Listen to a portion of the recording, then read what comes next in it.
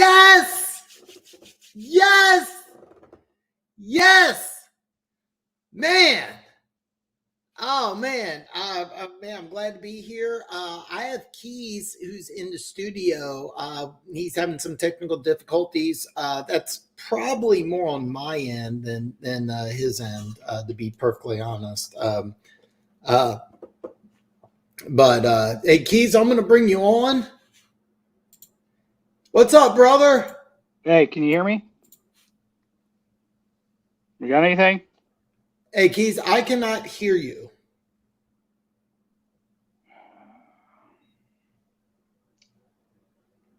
Okay, are you doing okay? I can't hear you. I can hear you. All right, we having an audio. You can hear Keas. Okay, you can hear him. I can't. Okay, so the issue's on me. Okay, bear with me one moment here. Bear with me 1 second here. This is. I believe this is a Dan issue. Hey, Keas, can you give me anything? Yeah. Okay, now I can hear you. Okay, All right. That's a Dan error. That's a Dan error. So what happened is I moved everything over. The only thing I didn't move over is speakers, and guess what sound comes out of is speakers. So these two things, which I don't have a place for, are going to be sitting off to my side here. So hey, listen, when you don't have your studio set up, this is what happens. So errors on my fault. But by the way, I love the beard, man. Hey, I'm keeping it at least until after the Super Bowl. At least after, fair enough, fair enough. I can't get rid of it and everyone blame me for shaving it and then the Chiefs losing. Not risking it. I would be kind of mad if that happened too. So do your part. I'm doing my part. I actually shave before the Super Bowl. Less hair, less problems. That's just science. Oh man, I got the Homeland joining in. Hey, Dan Homeland and Red Sea say what's up. Wish the 49ers a great Super Bowl. Nobody wants to see the 49ers win. Homeland, Homeland, by the way, is really great to see you. I'm going to try to get a hold of Keaton Talk Sports, another Patriots fan, and hopefully I can have him come in for some collabs. If you notice the background, it's due to a move. So everybody, Keas is only here till 8:30. I have to kick him out at 8:30. He is doing meal entertainment tomorrow morning. Is that correct? That is not correct, but whatever. Hey, listen, we're both Chiefs fans. We both are going to pick the Chiefs, and I want to dive in, do lots of Super Bowl talk. But I wanted to ask, because I'm really curious, all the head coaching positions are filled. I think there may be one or two coordinator positions still up for grabs, but for the most part, all the positions are filled. I wanted to ask, which one did you like the most? I think the easy one is Mike McDonald to the Seahawks, right? McDonald is a hell of a coach, and too bad for the Ravens, who basically lost their whole defensive coaching staff. But I think that is the one. It's not the only one I like.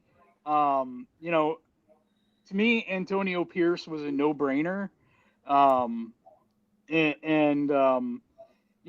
think that Brian Callahan is going to be good for Will Levis.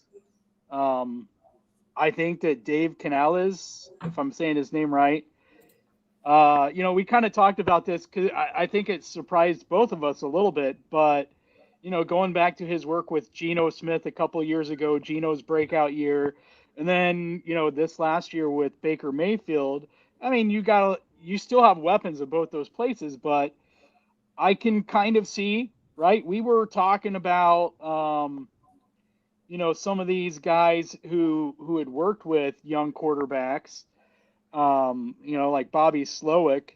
and a couple other guys possibly going to the Panthers, but they still kind of went with that general idea that we were thinking of, right? Someone to work with Bryce Young. So, I think so. I think those kind of make sense. And Gerard Mayo has been written in stone for what, 3 or 4 years now. So.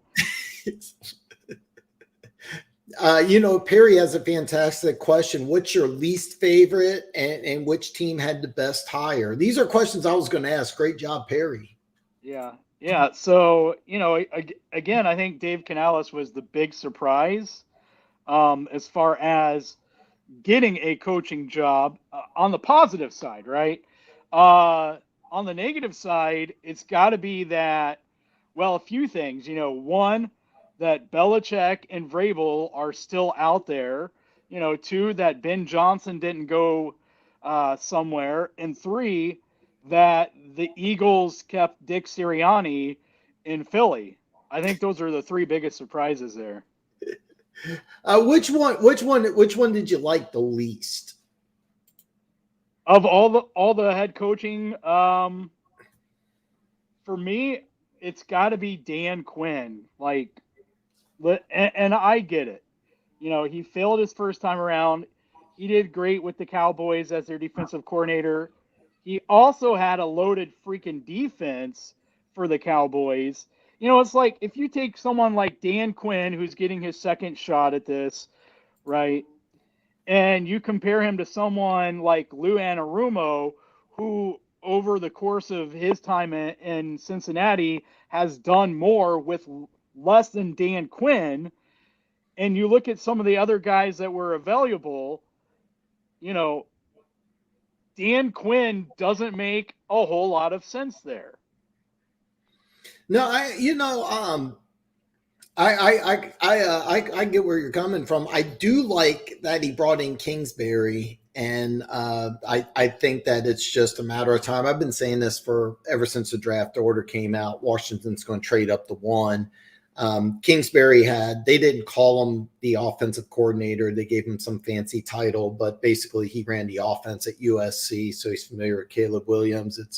It's really just a matter of time before Washington gets number 1 pick, and him and Hall over it. But Caleb Williams is going to Washington with number 1 pick. So I kind of like the Kingsbury Williams setup, and then Quinn's going to worry about the defense. But I think Vrabel or Belichick would have been, I think, better fits. I was a little surprised by that one. Not as surprised I was about Canales going to Carolina, but there's always one that goes off, and for me is Canales.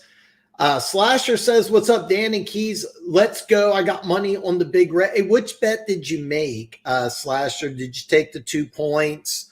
Or did you take the money line? The only bet I've made so far is Patrick Mahomes MVP, and I got that at plus 125, and I should have had that ready to go right now. It's still at 125.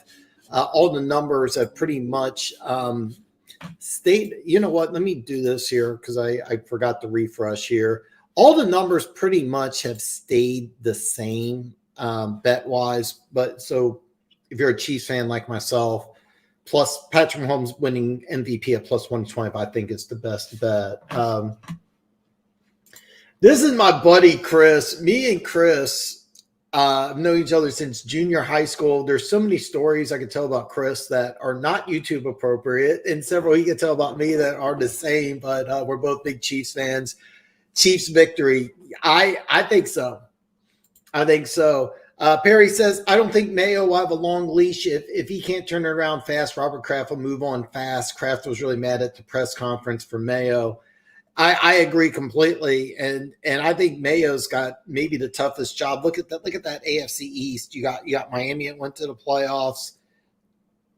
How good are the Jets once Aaron Rodgers comes back? And then you got Buffalo. So I mean, I don't see. I really don't see a way New England doesn't finish 4th next year. But yeah, he's got probably the toughest road. Keys, am I wrong here, or could Mayo be a one and done in New England?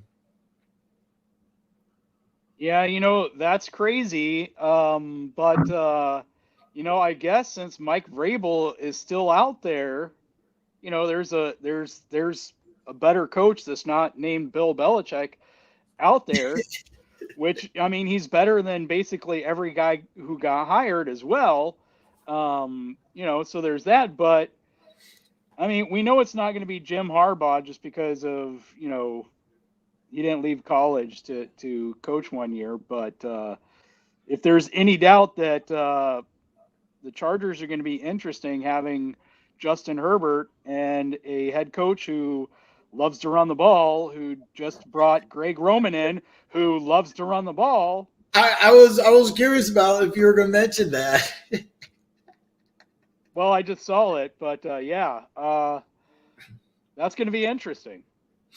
Yeah, it's kind of funny. A lot of people think that the Herbert Harbaugh thing's going to work out. I'm like, have you paid attention to what kind of offense Harbaugh runs? And then they bring in Roman, and then he brought in some assistants. I think his defensive coordinator is his defensive coordinator at Michigan.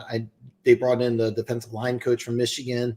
I'm sorry, not correction, not the defensive coordinator. Michigan's defensive coordinator's taken over as the Michigan head coach, but they brought in, I think it was two different assistants. I know one's the defensive line, and I may be wrong about the defensive coordinator, but that's kind of a weird thing. I was also looking at Luke Getsy, who was the offensive coordinator in Chicago, signing with the Raiders, and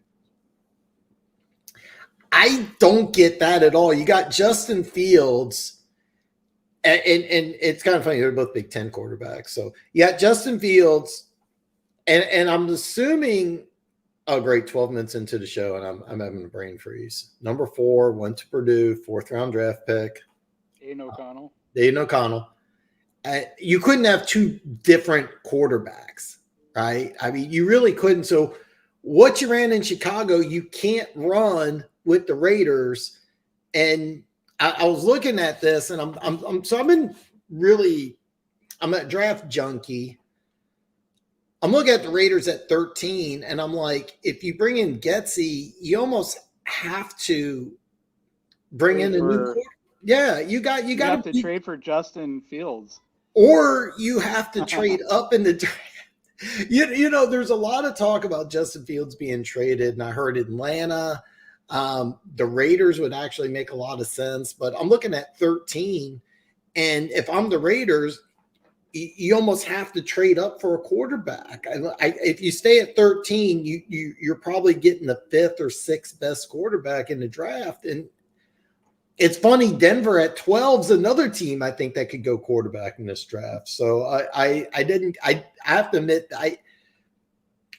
So the news was originally Cliff Kingsbury was going to go to the Raiders. I'm like, that's a great job. A great job by the Raiders. And then he leaves, and I'm thinking that he probably looked at the Raiders and going, "You're going with Aiden O'Connell. I'm going to fuck this." Is that what do you think? Is that what happened? I don't know. My guess is he let it get out there so he could get some more money from Washington because, listen, Cliff Kingsbury, of all people, knows Patrick Mahomes, and why the hell would he want to go in his division? He knows better than that. I think it's about the money. That makes a lot of sense. It's funny that you bring that up because Perry has another great question. What do you think of Ben Johnson walking away from Washington? There seems to be bad blood between them. What are your thoughts about Ben Johnson returning to Detroit and turning down? Apparently, he turned down both Washington and Atlanta.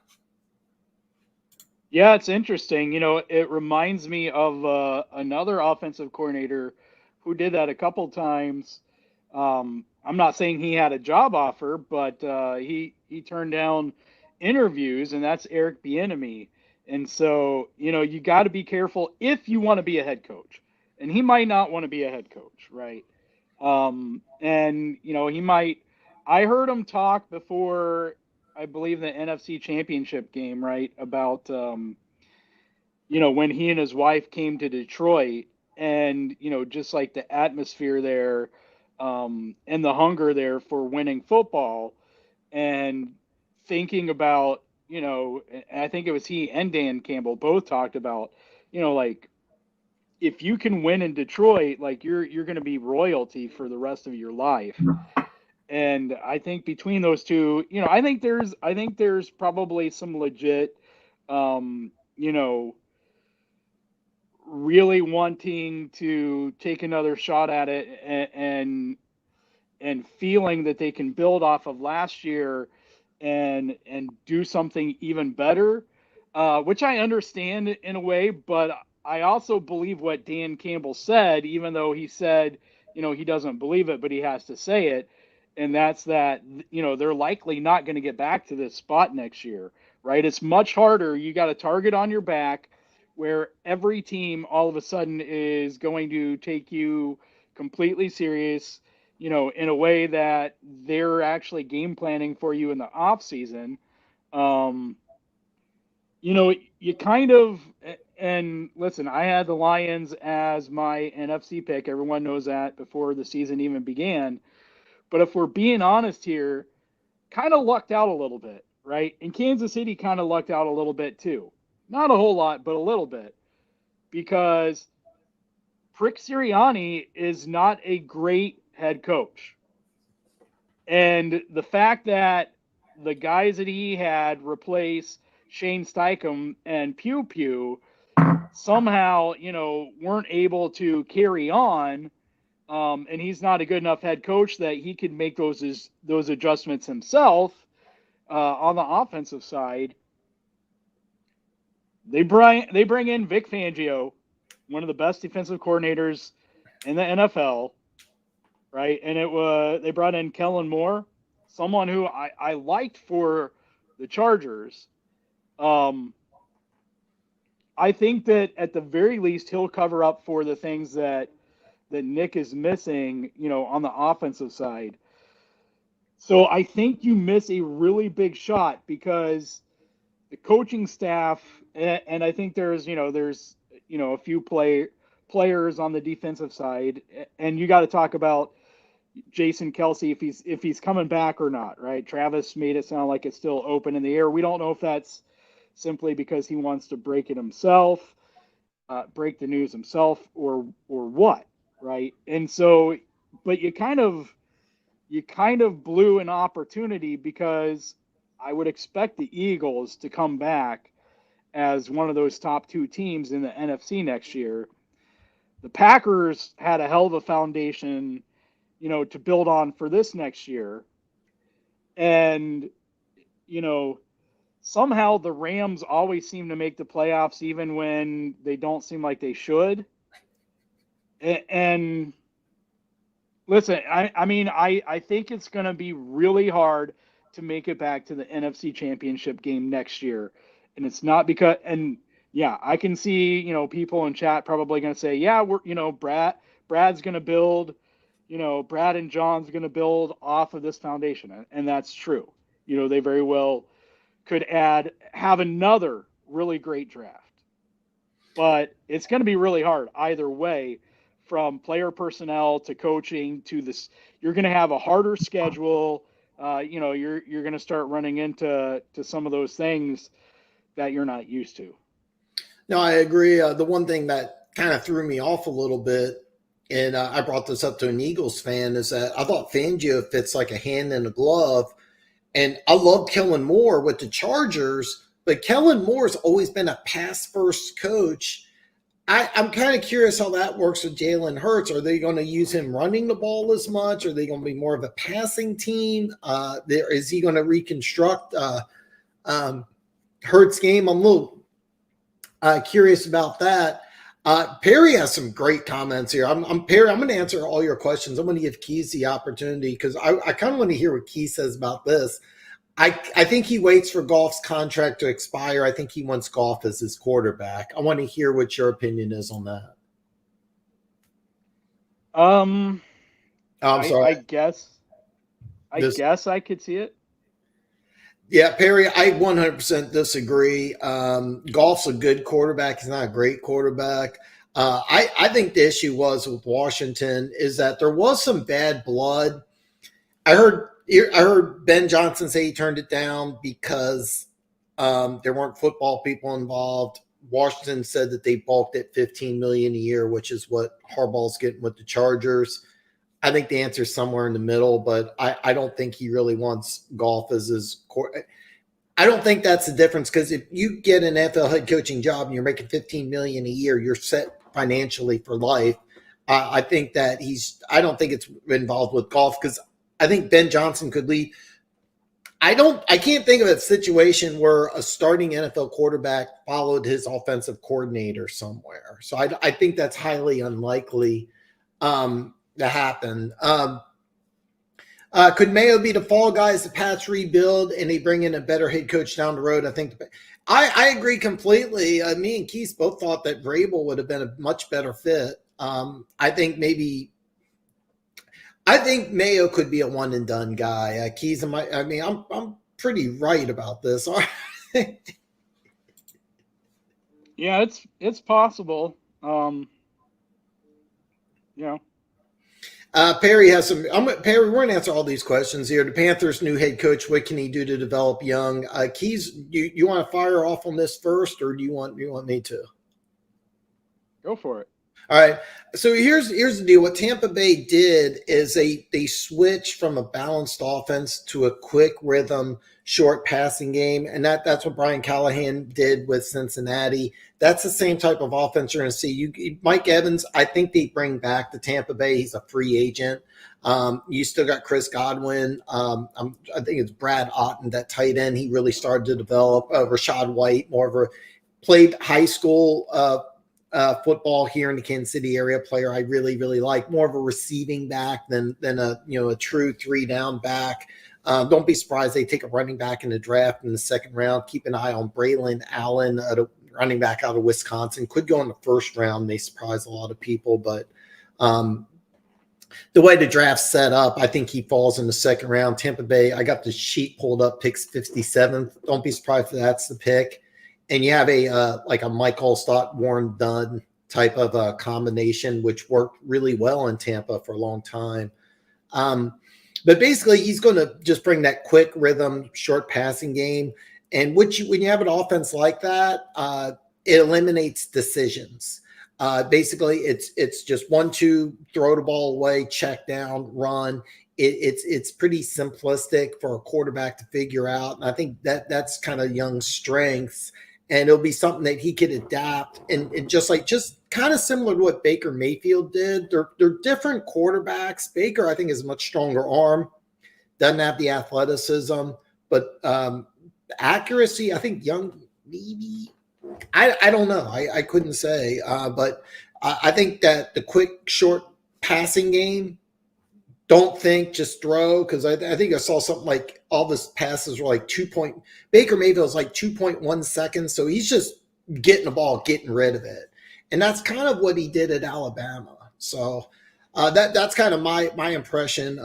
Keys, I nailed it, didn't I? Yeah, you did. That was way more thorough and in-depth than I would have went. So Perry has a great question here. What quarterback would fit with Sean Payton? Keys, what are your thoughts here? And let me ask you this. Let me make this harder for you, Keys. Is there a rookie in this class? If Denver's picking at 12, is there a rookie that would fit with Sean Payton, or do you have to go with a veteran? Well, you got a veteran head coach, and you're in a division. You're already in year 2, right? Yeah. You're in it. Well, it's hard because if you cut Russ, you kind of have to go cheap. Mm-hmm. So, I mean, that depends on how patient Walmart wants to be. You're right. I mean, you don't really know what you're going to do. I have a hard time believing they would get rid of Sean Payton after 2 years, though. I have a really hard time considering if you go with a rookie quarterback, I think you buy yourself some time if you're Sean Payton. But I mean, do you really want to go in this division with a rookie quarterback?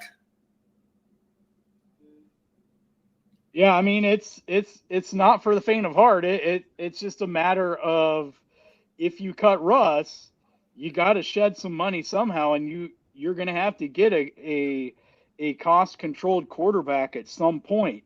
You know, you can't throw a veteran, you know, because a backup quarterback in this market is going to run you like what, 8 million?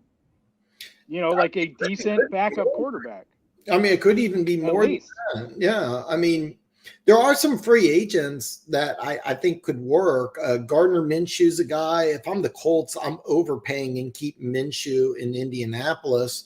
A guy like Gardner Minshew, it's he's not a backup, but a guy that I think would fit perfect with what Sean Payton wants would be Tua. But that's I'm kind of branching off into different branches here, but just quarterbacks that may be available.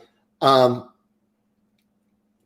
Yeah, I John think Minshew would be a good fit. Minshew, I think, would be a great fit. That's the name. Was it Tyler Heineke? I think he's going to be a free agent, starter experience, not for the long term, because the one thing with Sean Payton, I'm looking at this quarterback class, and I'm like, I don't see a quarterback that could. I don't see any rookie quarterback stepping into Sean Payton's offense and really being the guy that he wants. I mean, the free agent quarterbacks that I think would be great: Baker Mayfield, Tua. I think Golf would be a great fit in what he wants, but obviously not available. I'll be honest, Barry. I think that you're kind of going to have to put a square peg in a round hole, just like with Russell Wilson. I think you have to draft, and you're picking at 12. I think you're going to have to get rid of a player. I mean, I'm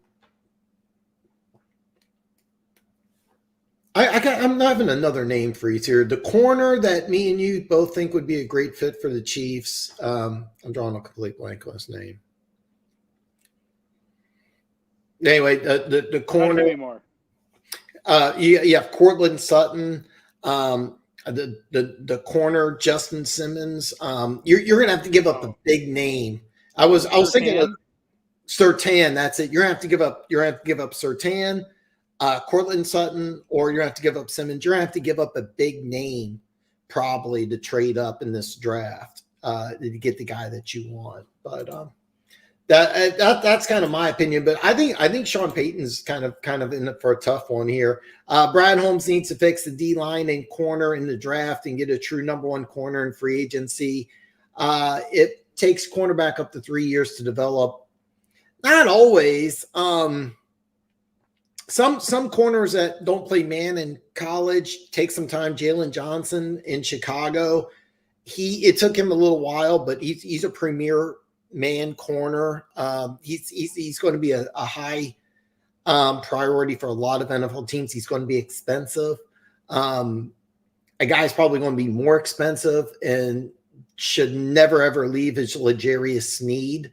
Nobody wants to see him in a Lions uniform. That would be disgusting. But I mean, we're going to do a lot of draft stuff here, Perry. But I'm going to let you know right now. It's funny. I was listening to around the sticks, and they were talking about how the Chiefs built their team up. I didn't listen to the part about the 49ers. I didn't have enough time. They were talking about all the second round picks that Kansas City's built this team around. Chris Jones, Rashid Rice, just had to bring Creed Humphrey, Nick Bolton, and a lot of times your second round picks are better than the guys you pick late in the first round. Take a look at your Lions. 10 years from now, it's a no-brainer. I think that Laporta and Brian Branch are going to be better players than Campbell and Gibbs. So get your studs in the second round, and I think Detroit, they pick at 29. It wouldn't surprise me if they move back into the 30s and try to. I mean, can you imagine getting Brian Branch and Laporta, two players of that caliber, in the draft again? Yeah, but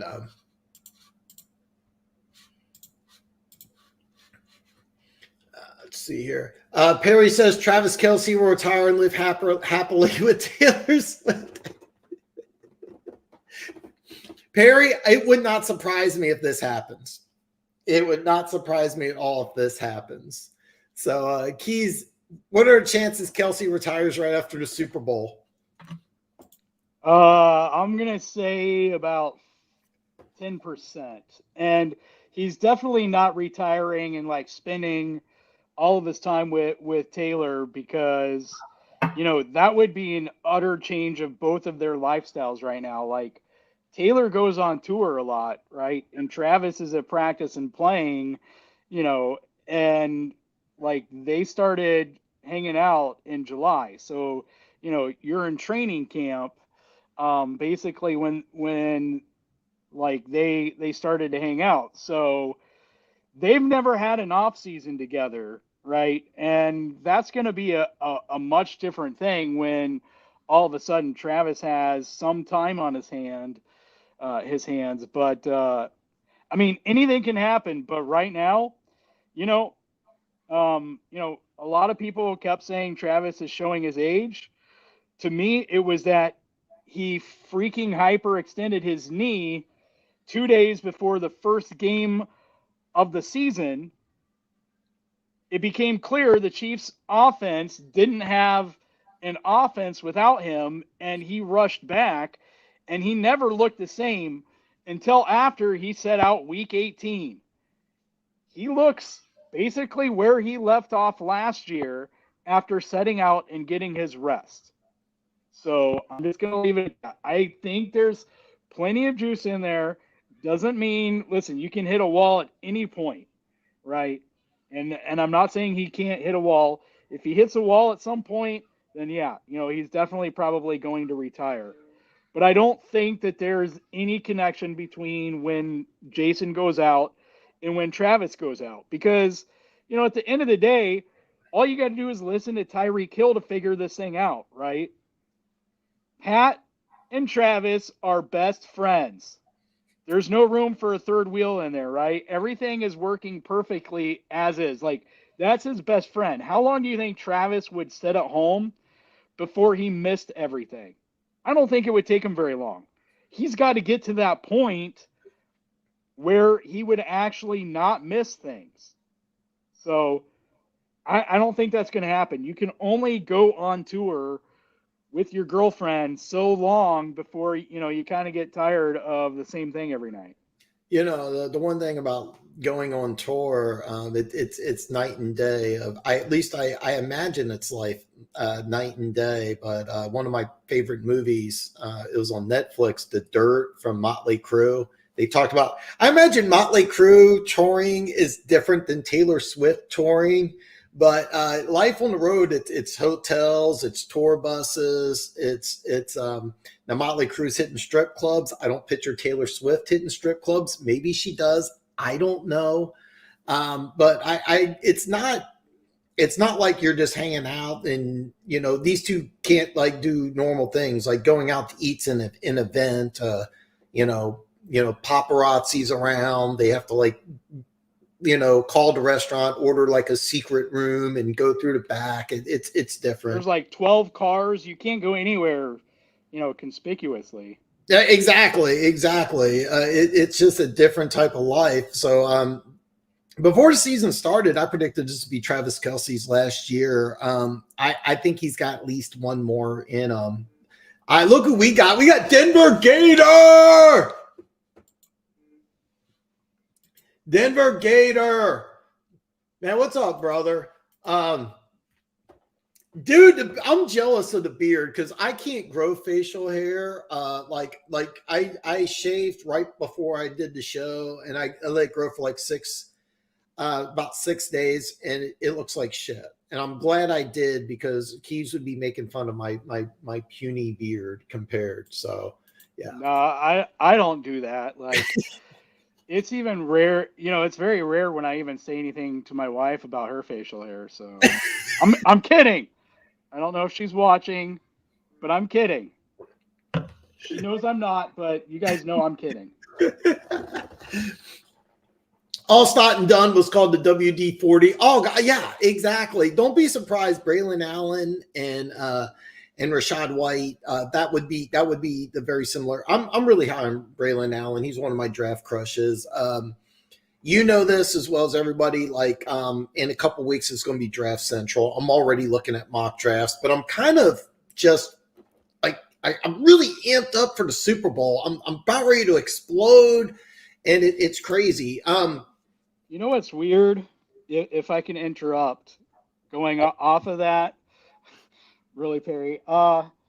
It sounds dumb, but at the age I was at, Work Done was like the first college running back that was like my first college man crush. Work Done, and I forget what the video game was, the college video game that had Work Done NCAA. on it. And I wanted that sucker so bad. And it was sold out for months. Oh, but man, he was so fun. He was so fun. Work Done at Florida State was so much fun to watch. Oh man, it was a great story. That Florida State team was just dominant. They entered ACC, like killed everybody. It was so much fun.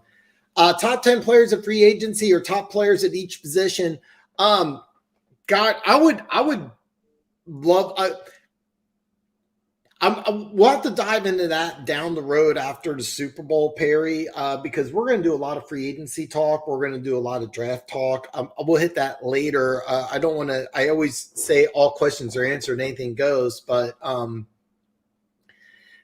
if we go through all the players in free agency, I only got Keas for another 50 minutes, and we can do two of them really fast, right? Chris Jones and L'Jarius Sneed.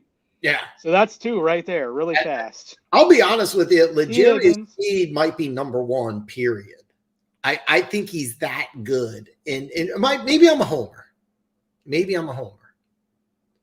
But L'Jarius Sneed might be the number one free agent. And the reason why I say that is because he can do anything. I mean, he literally can play like any style of defense, inside, outside, and the versatility alone, but he could do everything really, really, really well. You could take a guy like Sneed, like for example, you could put Sneed on Philly because Fangio is going to run a lot of man, and you could lock L'Jarius Sneed on your number one wide receiver and just make him into a man corner, and he's still worth 20-25 million a year easy. But you can also use him in a multifaceted type of defense like the Chiefs are doing. So he might be number one. Chris Jones may be number one also. Kirk Cousins, T. Higgins, Mike Evans, Christian Wilkins. I think Baker Mayfield might be in the very bottom of the 10. And I say that I don't know if I would call him a Pro Bowl corner. And I know he won a Pro Bowl MVP, but I know if I'm Tampa Bay has a lot of free agents. I would probably put Baker Mayfield number one and say, we're going to keep you, and then we'll work with the rest of them. And there's some good ones too, like Mike Evans, I think both linebackers, Devin White and God, I can't believe her guy's name. One of them, Levante David. Both those guys are really, really good. Both those guys are really, really good. We're going to, Perry, when we hit the draft, we're going to have to go through free agency because what teams do in free agency is going to have a big effect on the draft. Like, for example, I think Kansas City's going to they're going to sign either Sneed or Chris Jones. And the other one who they lose in free agency, that's probably going to be the first round pick. Could Peyton develop Penix or Nix better? Keas, do you have a take on this one? I do not. I'm gonna let you handle this. All right, so I think he could develop Nix better, even though I think Penix has more upside. I would love to see either one. If I was a Broncos fan, I would love to see either one. The problem is that if you draft either one of these guys, you really need them to play right away. And I think Nix, even though Nix set a record, it was because he with COVID, you could come back. So he set an NCAA record starting 67 games. I think that number's correct. Maybe at 64, 67. So it's going to sound crazy when I say this. Nix needs to sit for a year.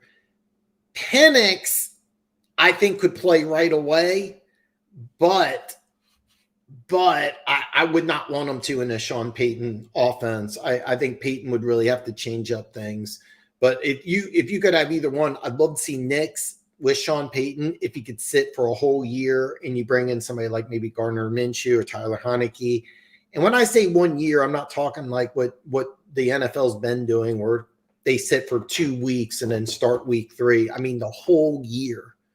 But yeah.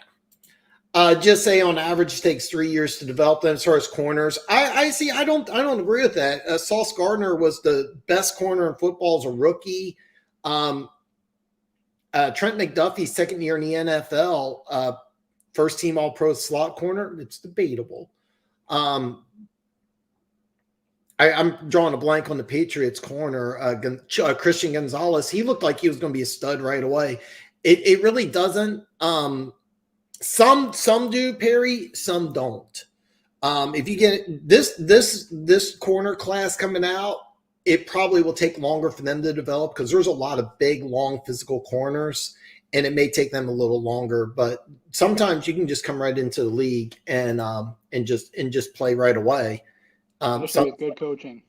That's part of it too. You gotta get the right coach. Do you think X-legged wide receiver flies up the draft board after the we'll talk about that more when the combine comes. But will Daniel be the running quarterback, be the X factor in the draft? I've been seeing more and more mock drafts for him. He's going number 2 overall, and May is number 3. So Chicago takes Caleb Williams. Jaden Daniels goes number 2 to Washington, and then New England takes Drake May. Daniel's going to be a top 5 pick. The Chargers, I would almost bet money the Chargers will not pick at 5. They're going to trade down. Daniel's going to be a top 5 pick. I'll almost bet that.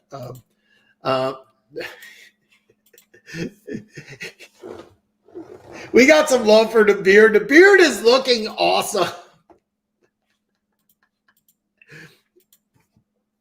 The 3 guys in the draft are really interested in are Daniel Leggett and Jay Wilson. These guys could be the X factor. Perry, yeah, absolutely. We're going to be doing a lot of draft stuff. Rome Aduze, I think I got the name right finally. I believe it's Rome Aduze. He's my biggest draft crush. He's going top 10. Braylon Allen, running back out of Wisconsin, probably going in the 2nd round. I love this guy. I want to see what he does at the combine because he's probably going to be around 240. If he cracks 4.5, which is possible, and he shows good hands, he could go late in the 1st round. There's a team picking probably at 32. I would love to see them use that pick one, but we'll see what happens. But the beard is badass, Keas. I love it. I'm jealous.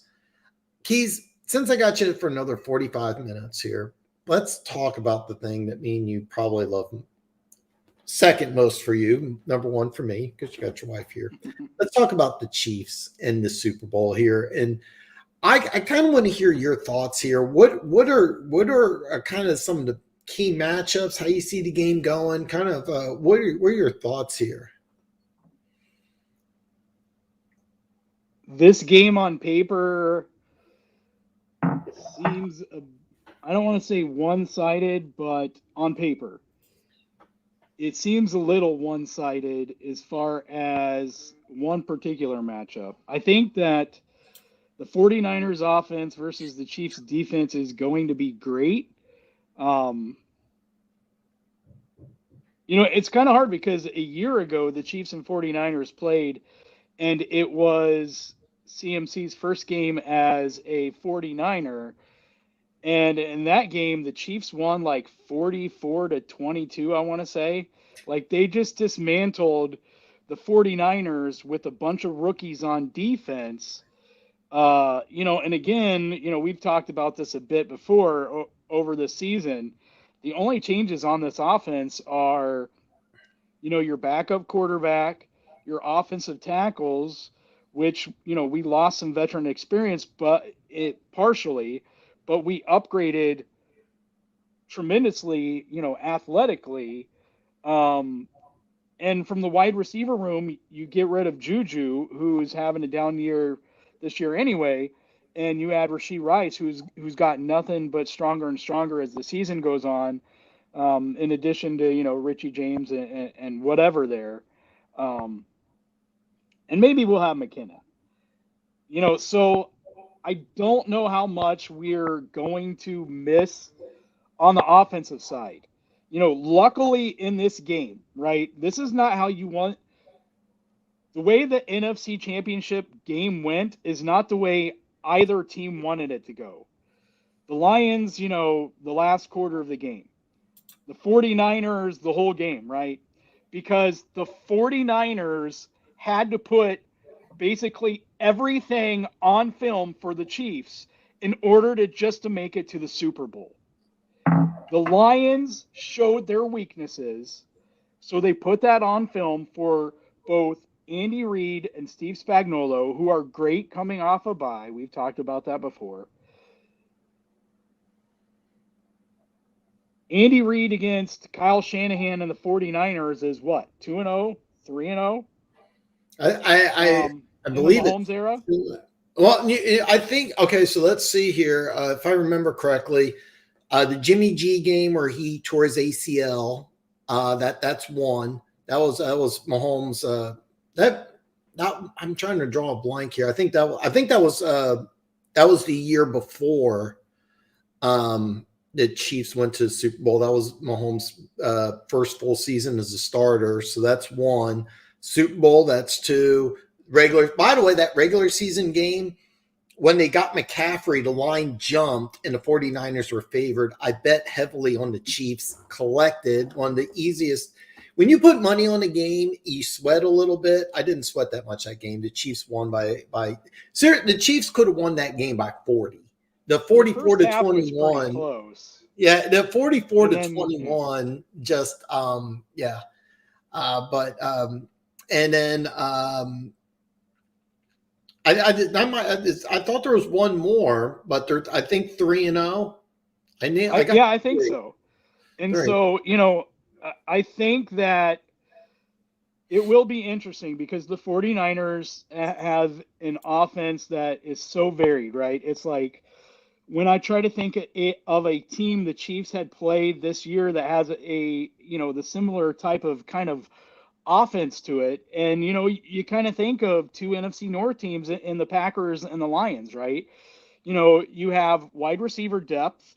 You have a pretty good number one. You have good wide receiver depth. You have a pretty good running back, and you have a pretty good tight end, right? It's like the Dolphins were missing the tight end part of it, and their running backs were a little banged up. The Bills were kind of missing a premier kind of running back. Nothing against Cook, but he's most running backs are not even close to CMC, right? They have kind of the tight ends, but they didn't necessarily have the wide receiver depth. But they had the best quarterback of all four teams, that Kansas City's facing. The Ravens, you kind of have the wide receiver depth. There's a drop off for the running back. Mark Andrews played sparingly from what I recall. It was basically tight end number 2 because he's coming back from injury. If he'd been, healthy heading into this game, it might be a different story. But when you look at the 49ers offense, and you got CMC there, probably best running back in the NFL. George Kittle's a top 2 or 3 tight end in the NFL. Devo and Ayuk, they're right there with other teams that basically have 2 number 1 receivers. And then they have Yushik, who can't be discounted in any way, at fullback. He's basically another tight end type of weapon at fullback. And so it's going to be a huge test for Kansas City's defense. But Steve Spagnuolo in the playoffs has, done a tremendous job throughout his career. So, to me, that's kind of a wash. Both sides are going to win a little bit, 49ers offense and Chiefs defense. Where I think on paper there's a huge mismatch is Kansas City's offense against the 49ers defense. Like I said, last year scored 44 points, and mainly the change on the offense is going from Juju, who was banged up a lot last season, to Rashee Rice, who's a rookie. And so Andy Reid, great play caller. Steve Wilkes is a great play caller on the other side of things. But the 49ers and anyone who's, been listening, play a static defense around 80% of the time. So the big question to me in this is Wilkes going to stick to that? Or is he going to start switching things up and asking his defense to do things that they haven't done, which is what a lot of defensive coordinators have done this year against this Chiefs offense and Patrick Mahomes. They've went away from their tendencies, what they've had on film. They don't do that for other quarterbacks and other offenses, but they've done it. Patrick Mahomes, basically every defensive coordinator this season has shown them way more tendency breakers than they've shown any other team. So I think that's the big question, because if you give Patrick Mahomes static looks 80% of the time, you're making his job that much easier, right? And I understand it. It's on your defense to execute. You're letting them think and not wasting their mental energy running around, and that's fine. It's going to be on them to read and react, but it makes Patrick Mahomes' job that much easier when 4 out of every 5 plays, he can count that what he's seeing pre-snap is what he's going to get post-snap. And, I know Wilkes did his little fun thing against the Lions where he fooled Goff into thinking they were running man because he motioned Jahmyr Gibbs over and the linebacker followed him out, and so he thought he was getting man. Here's the thing, right? There's 2 things that are different from the Chiefs from the Lions. One, they're not doing that with the running back. Most of the time, they're going to do that from a 2 tight end set, and they're motioning Kelsey and Noah Gray at the same time. So you can't pull that BS. You got 2 guys going into motion, right? You're not taking two defenders over to that side, because then you're weakening your zone. And if you try that crap, Andy Reid's going to have the stuff there, that's going to make you pay. But the other thing is, Travis Kelsey doesn't care whether you run man or zone. He's going to find the hole, and Mahomes is going to find him. So to me, this, on paper, it's a big mismatch. And I hate on paper because I don't know how many times I've seen a football game work out the way that it works out on paper. But I'm telling you how I see it on paper. No, that's fair. I got my take on the Super Bowl here, and I kind of want to see. Now, we both had the same winner, obviously, but I want to read some of these great comments here. Hey, Denver, by the way, when I do my first mock draft, I'm going to flip both of these, and I don't do trades, but Washington's going to pick number 1. They're going to take Caleb Williams, and then Chicago at 2. That's where I'm going to have to pick. But we have some interesting stuff going on here. I'm just not getting caught up on the great. comments. These are great. I wish we could do this, but unfortunately, you have to go to the Keas OnlyFans channel to see the punishment. And I didn't have the link for it, but I do have the link to the Bak Talk Brothers. And correct me if I'm wrong, you will be going live tomorrow night, and you'll be doing a little more Chiefs talk with Aaron and Gooch. Is that correct? Yep, we're going live, and I'm actually going to be on TPT before that, so I'm going to be exhausted by the end of the night. You know what? TPT was nice enough to come on here, and I didn't. By the way, I've never gotten an invite to go on TPT. I'm just going to throw that out there. I've never been invited. I'm just going to me neither. This is my first one. So I've never been invited. Just saying that. But TPT did a great job when he was on here, and yeah. By the way, I don't have the TPT link or Keas OnlyFans, but you do want to tune into the OnlyFans. And because my OnlyFans is fantastic, Denver Gator and Keas both paid the $99.99. That's how I'm able to go ahead and stay in this beautiful place here.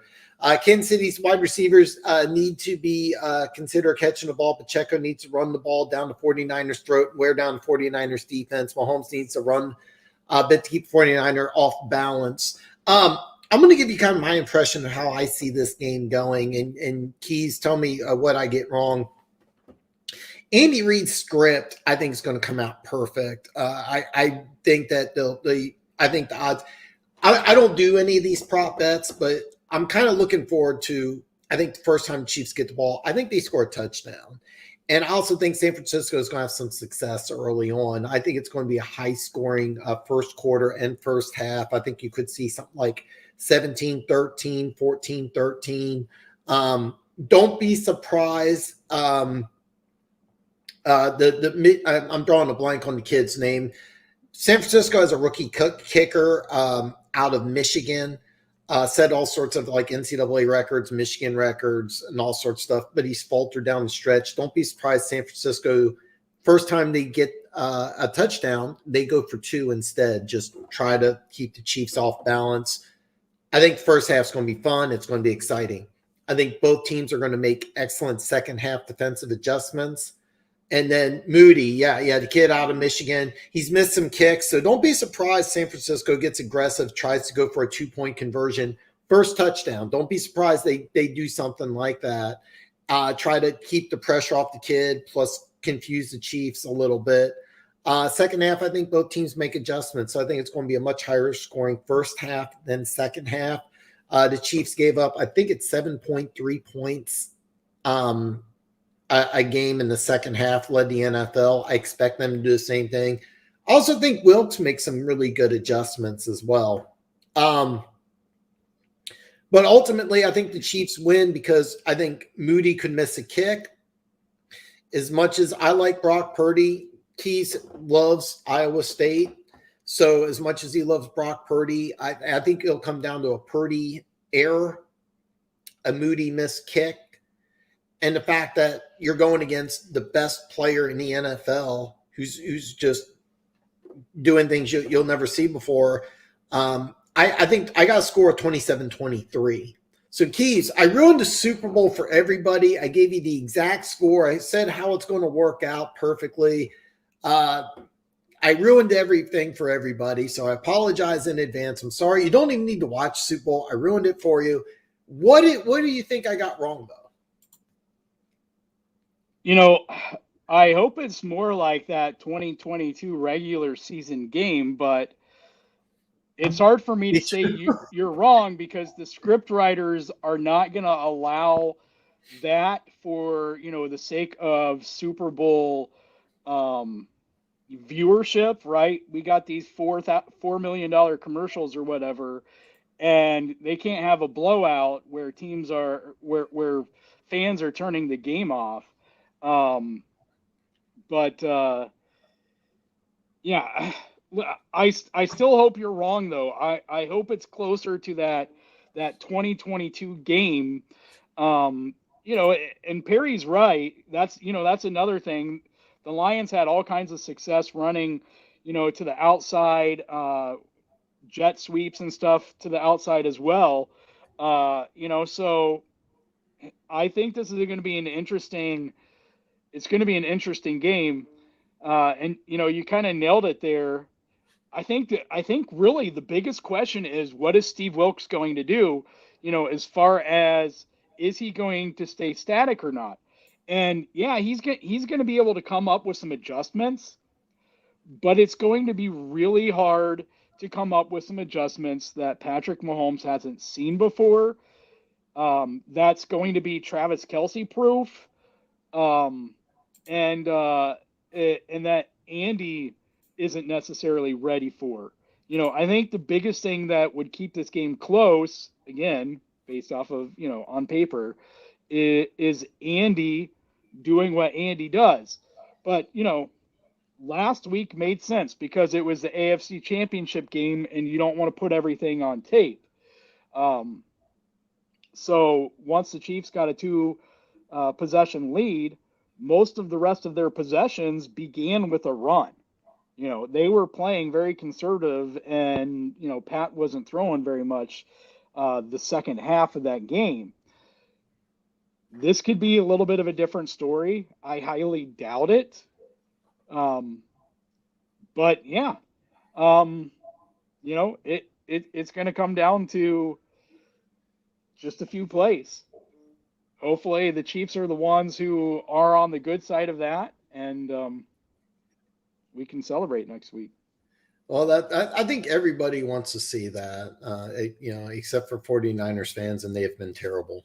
I didn't even try to bring a 49ers fan on the show because the 49ers social media is just awful. 4 years ago, it was just absolutely terrible. So by the way, do make sure you tune in to the Bak Talk Brothers. Well, they have the link on to the Keas OnlyFans channel on there, so they can afford Super Bowl tickets. Kingsbury can develop. I agree, Perry. I think Caleb Williams, but we'll talk about that. And the Lions did want Moody, a Michigan thing.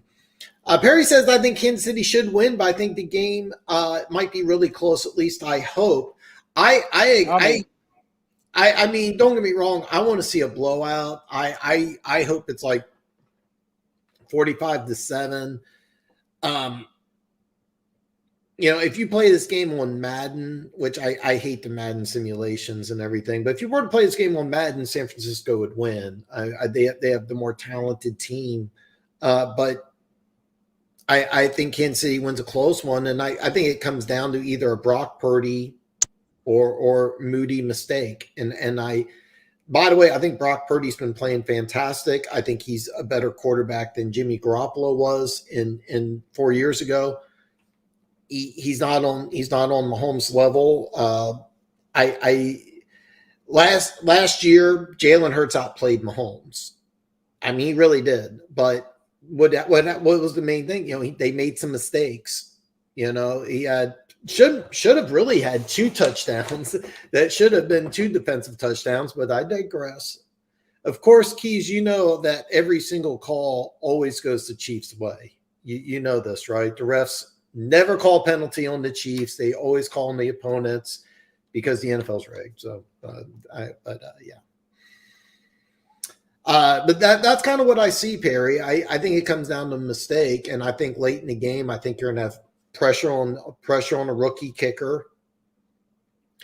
I think the Chiefs' defense will be varied enough to confuse Brock Purdy, but I don't think Wilkes is going to confuse Mahomes enough to force Mahomes to make that error. And that's why I think the difference in the game is going to be is that Mahomes will be able to protect a lead or to orchestrate a comeback, or I don't think Brock Purdy will do that. So put that as bulletin board material if you want, but that's kind of the way I see it.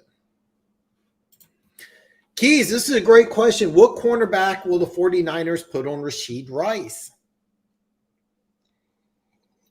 I hope it's Charvarius Ward. I don't think he can stay with him, so I hope it's Charvarius Ward. It's funny. I'm glad you asked that question, Perry, because that's exactly what I think is going to happen. I think Ward will follow Rice, and I think that'll be the one thing that's different. That's kind of my prediction.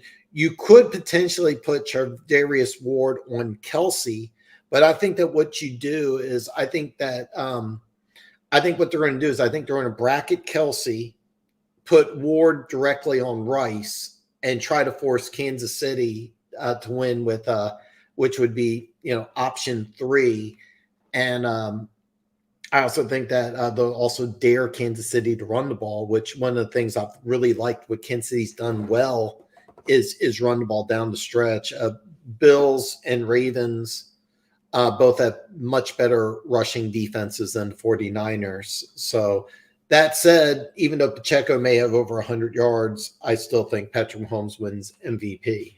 So unless Charvarius Ward has a completely different athletic profile after leaving Kansas City, you do not want him going up against guys who are good at changing direction like Rashee Rice or Travis Kelce. I think his best fit is on someone like MVS. Charvarius Ward has kind of deceptive long speed. Like that's his game is long speed. In Kansas City, his problem in being utilized was that he never turned around, which he started to do at the tail end of his last season in Kansas City, which is how he got his contract for the 49ers. But up until that point, like he could stick with guys long speed. In Kansas City, it was that 3rd and 27 against the Bengals where he let Jamar Chase get that catch. And I mean, he made a pretty good play on it, right? But that's where you want him at, in zone, right, on someone going deep. I don't think you want him if he's playing Rashee Rice or Travis Kelce on man. I don't think he can handle it.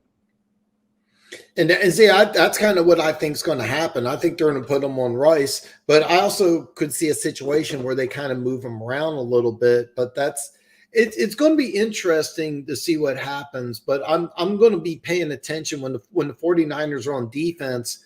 I'm going to pay attention to what they're doing with Ward and how they're moving him around, or if they are moving him around. That's going to be the very first thing I'm going to look at. So I think this is a great question, because that's the very first thing I'm going to look at when I'm looking at the 49ers defense is what are they doing with Charvarius Ward?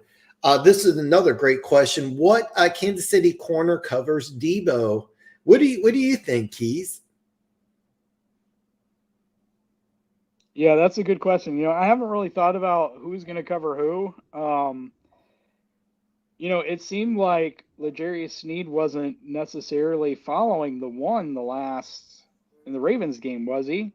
And so it seemed like Spags at least put that on film that he was willing to not have him follow a number one.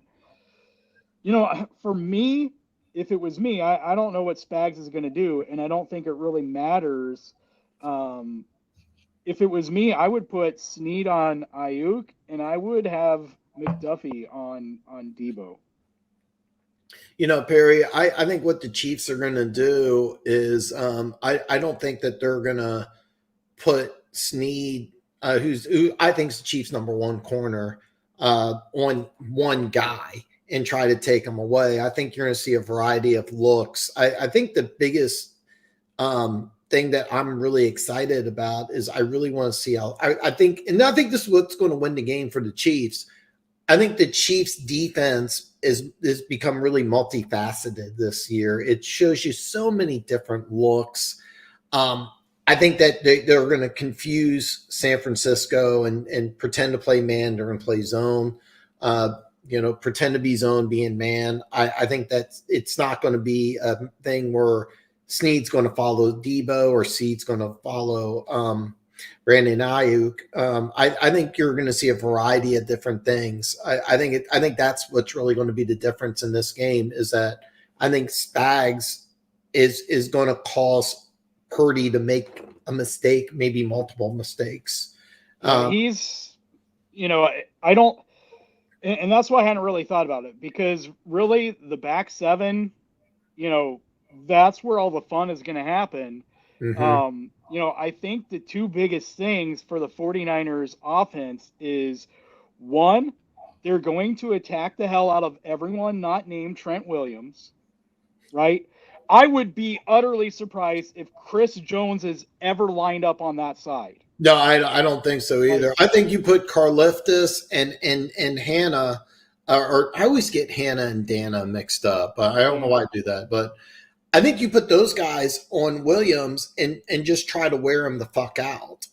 Because what you don't want to do is get San Francisco running in a hurry up offense. You want them to kind of like, hey, we got to huddle up and get Williams catch his breath. But that's kind of what I see. Keas, please go into some detail on this one here. What kind of defense does Kansas City run? Yeah, we're kind of getting to that, Perry, right? Because Joe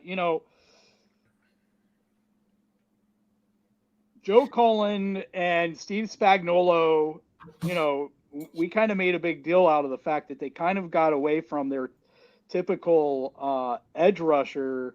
When they went out and they got FAU and BJ Thompson, both guys we haven't really seen. We saw FAU, while Charles Omenihu was out, and we got to see what they do with that since he tore his ACL in the Ravens game, which is definitely going to be a factor in there. But Dana gets quick pressure inside.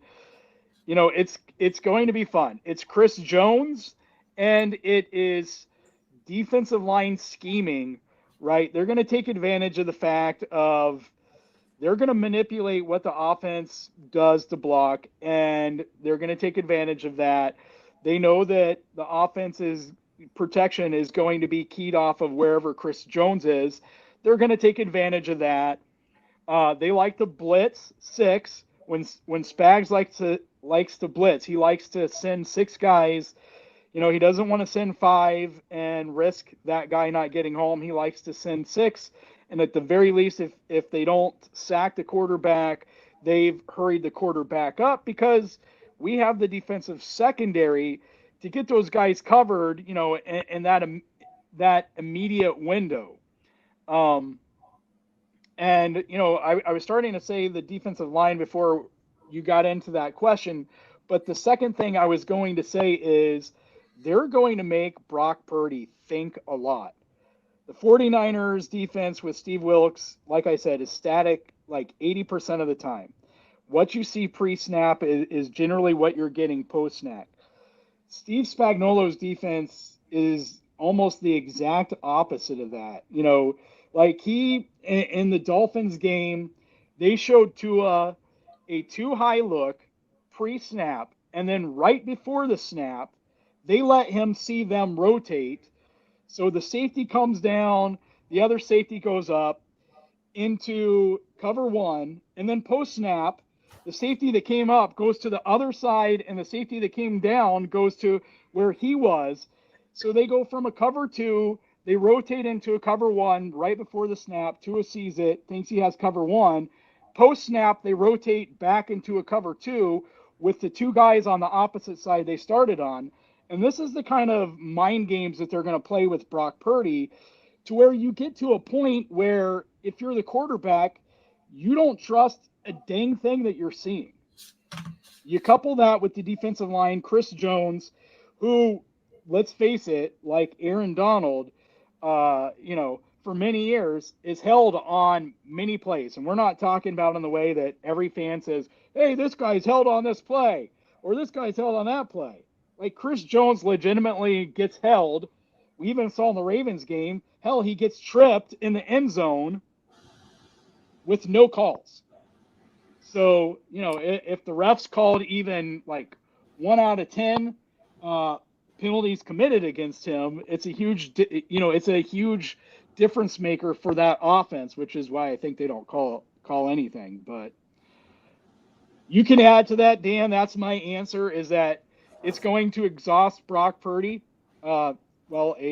Generally, it's going to exhaust the quarterback and make him unsure if what he's thinks he's seeing is what he's actually seeing. No, I agree completely. And I think this is going to be the biggest advantage the Chiefs have over the 49ers is I think the Chiefs defense is going to be able to confuse Purdy, but the 49ers defense is not going to be able to confuse Mahomes. Keas, what wide receivers do you think Kansas City will start? Well, I mean, we know Rashee Rice. That's a given. They've been rolling out with what? Rashee Rice, MVS. They've been doing the 12 personnel a bit more, right? Yeah. So I think it's basically been Rashee Rice and MVS, and then it seems like it's been Justin Watson's usually the third guy in there. And he seems to come in more when they're in 12 or 13 personnel, 12 personnel. But honestly, we don't know. I have no idea what they're going to throw out, right? There's a lot they haven't put on tape. They have been putting stuff on tape from all the way back in 2013, 2014, 2015 seasons, because I've been watching Chase Daniel, former backup quarterback for the Chiefs, breaking down plays during the playoffs, and they've been going back 10 years to old plays they ran when he was in Kansas City that they're bringing back now. And I think part of that is because they've been running so many of the same plays the last 3 or 4 years that teams are, and so now what are you going to do? You're going to go back and watch 10 years worth of film of Andy Reid? I don't think so. No, so one thing that's really we underrated. don't know. Yeah, it's one thing that's really underrated about Patrick Mahomes is that they're raving. He has like a photographic memory. Like you can bring up something from 6 or 7 years ago. It's one of the things like you get the wow factor from the highlight reels. Everything from the neck up is the perfect NFL quarterback. He's got the near photographic memory. He's humble and he's hardworking, and so that's kind of the difference in the game. Perry says the CEH have a breakout game, and what wide receiver could have a breakout game? What do you think, Keas? A CEH breakout game would be utterly shocking. I would never say never, but it would be utterly shocking. What wide receiver could have a breakout game? One of the guys we haven't listed, which is why we can't even really say, right? Mm-hmm. Because in the Super Bowl last year, it was Sky Moore and Kadarius Toney. Those were the guys, and they haven't even been a part of this offense. I don't think Sky's been activated to come back from IR. No, but you have Kadarius Toney, and you have McCole Hardman, who, we've seen sparingly, and when we've seen either of them, it hasn't been great as far as, ball security things. So will we see them in the Super Bowl? Possibly. Your best bet could be MVS. I mean, it's really hard to know because I think Andy has a plan. Andy and Pat have a plan, for attack. And I think it's going to include realizing Steve Wilks's, job number 1 and 2 is going to be taking away Travis Kelce and Rashee Rice. And then, oh, by the way, if they somehow screw that up, Mahomes is going to find them anyway, to where you're looking at one of these other guys. And I think the smart money is on them game planning for MVS or Watson or Kadarius Toney, whoever. So it's so hard to tell because it can be one guy, right? Or it could be the other guy, or it could be the other guy, or it could be the other guy. It's just impossible for us to know. I agree completely. And by the way, I got DraftKings pulled up. So Perry, if you use a different betting service, you can hit me up. I got accounts on I think all of them. But right now, over under on CEH rushing yards is 6.5. And I think he could get 7 rushing yards in this game. I actually do think so. I would never put a bet on this, Perry, over under on an interception from a corner, but I'm leaning towards the over because I do think Brock Purdy will make a mistake on this game, and I think that's going to be the difference in this game. Keys, do you think George Karlaftis gets a few sacks and gets lots of pressure? It's going to be hard. I could see him getting 1. I don't think I would say a few.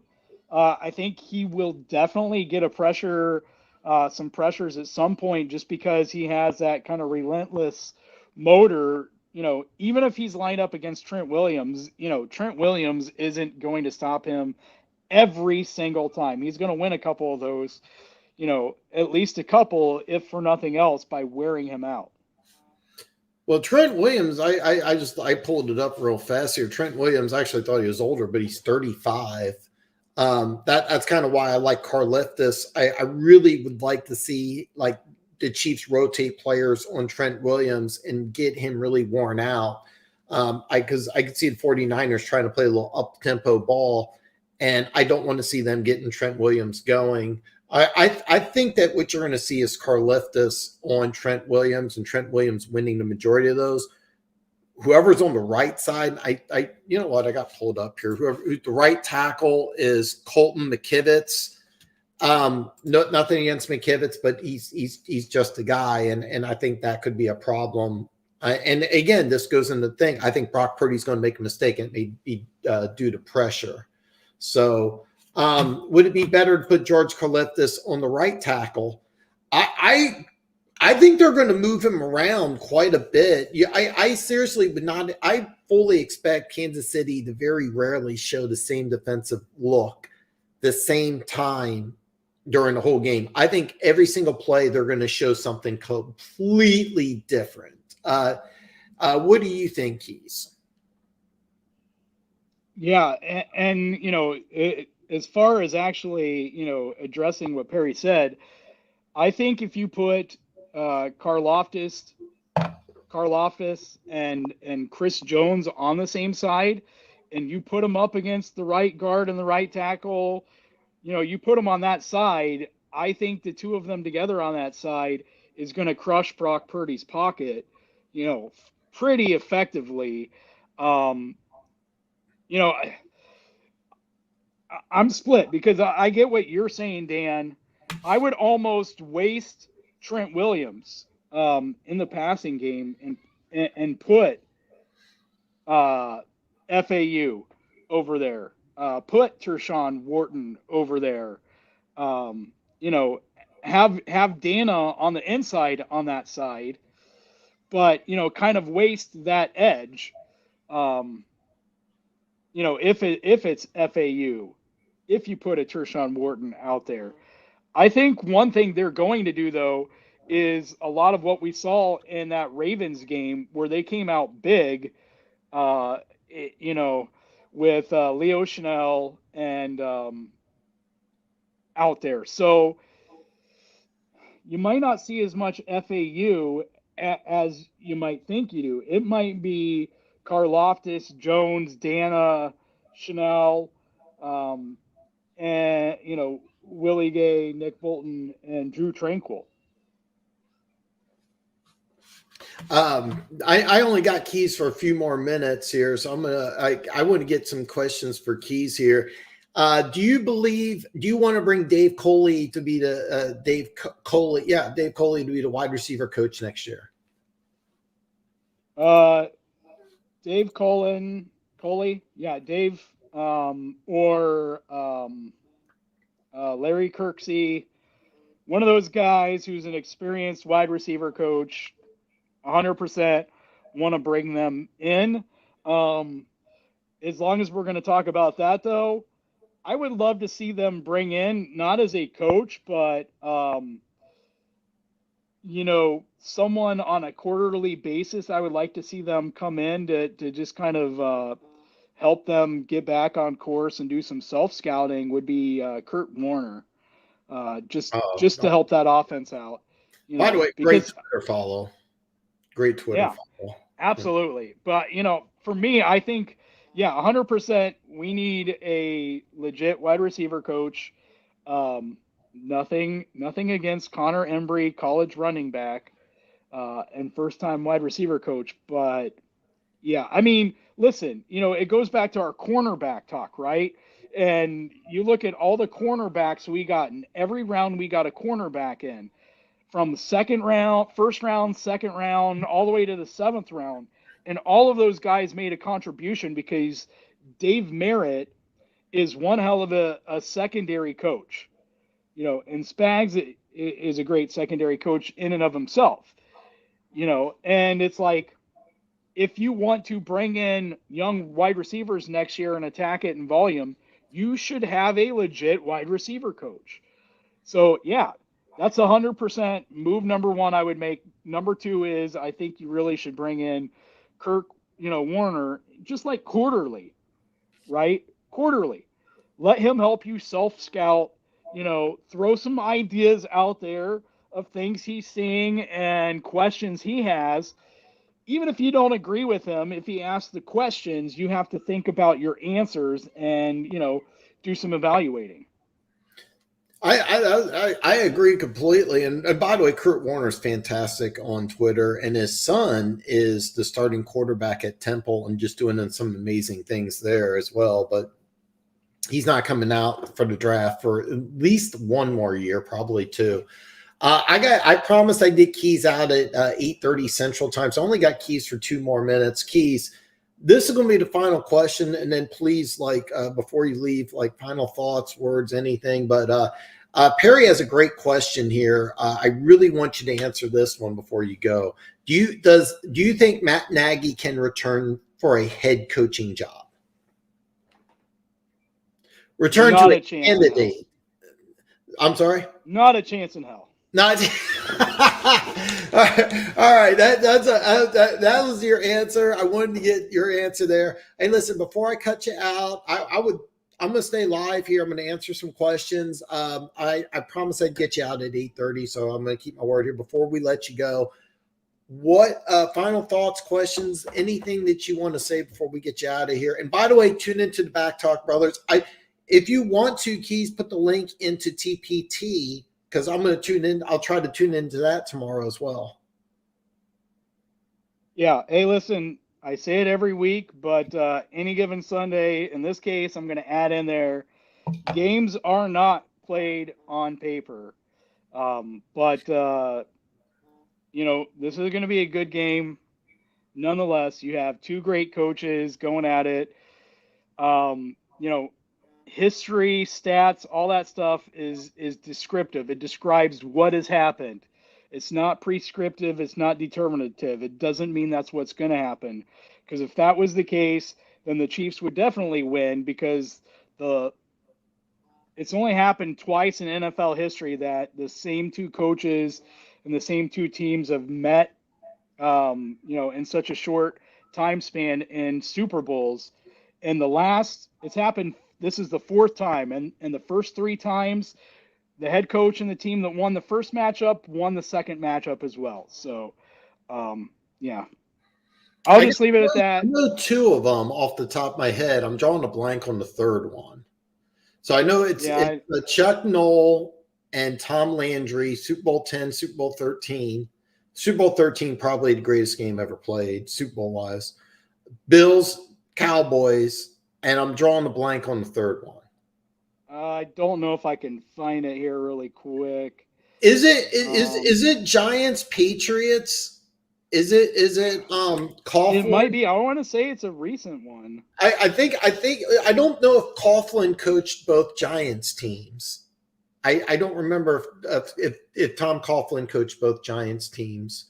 But I do know 2 of them. Really quick. All right, and that will be the final thing. But Keas is right. That was something I saw on social media as well. This is only the 4th time in Super Bowl history where you got. Yes, it was Tom. It was at Chuck Noll versus Tom Landry, Jimmy Johnson versus Marv Levy, and Tom Coughlin versus Bill Belichick. And everybody wants it to go 4-0. So nobody wants to see the 49ers win because they're terrible. Keas, thank you so much for coming on. Tune into the Bak Talk Brothers. Keas, if you can, put the TPT link in the chat. That way everybody can tune in TPT. Okay. And let them know I've never got an invite to TPT. I think he's been on my show. I've never been on. This is my first invite too, and I've known him for like 2 years. So. Oh God, do I have to wait 2 years? So anyway, Keas, thank you so much. I'm getting you out 1 minute late, so forgive me there. But anyway, I'm kicking Keas out. Keas, I'll see you tomorrow in the chat, man. Have a great night. Yep. So I promised Keas I would get him out by 8:30. So I got him out 1 minute late. I'm going to answer all these questions here. Perry, no, I'm not streaming the Super Bowl. The internet service they provided is about 1/3 of the speed that Google Fiber is. It's AT&T, and it's the lower speed. I know that with the Wi-Fi and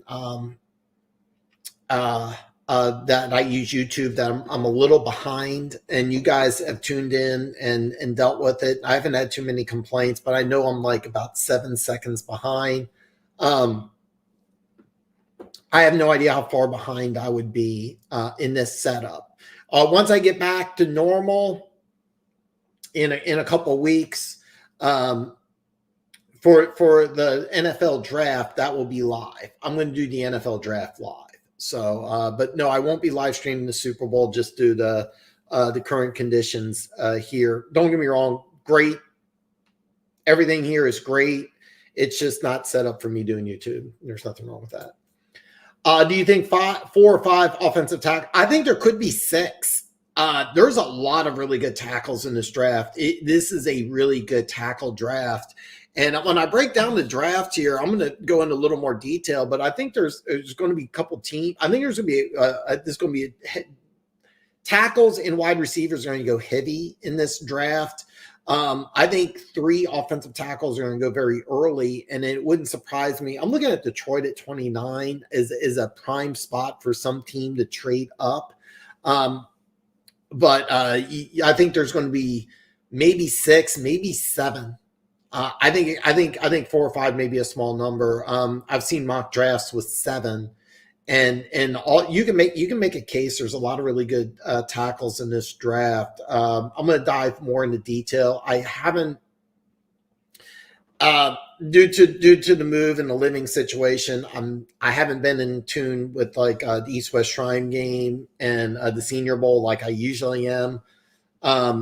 And then this season, I didn't watch as much college football as I would have liked. But next year, I'm going to do a little more college football.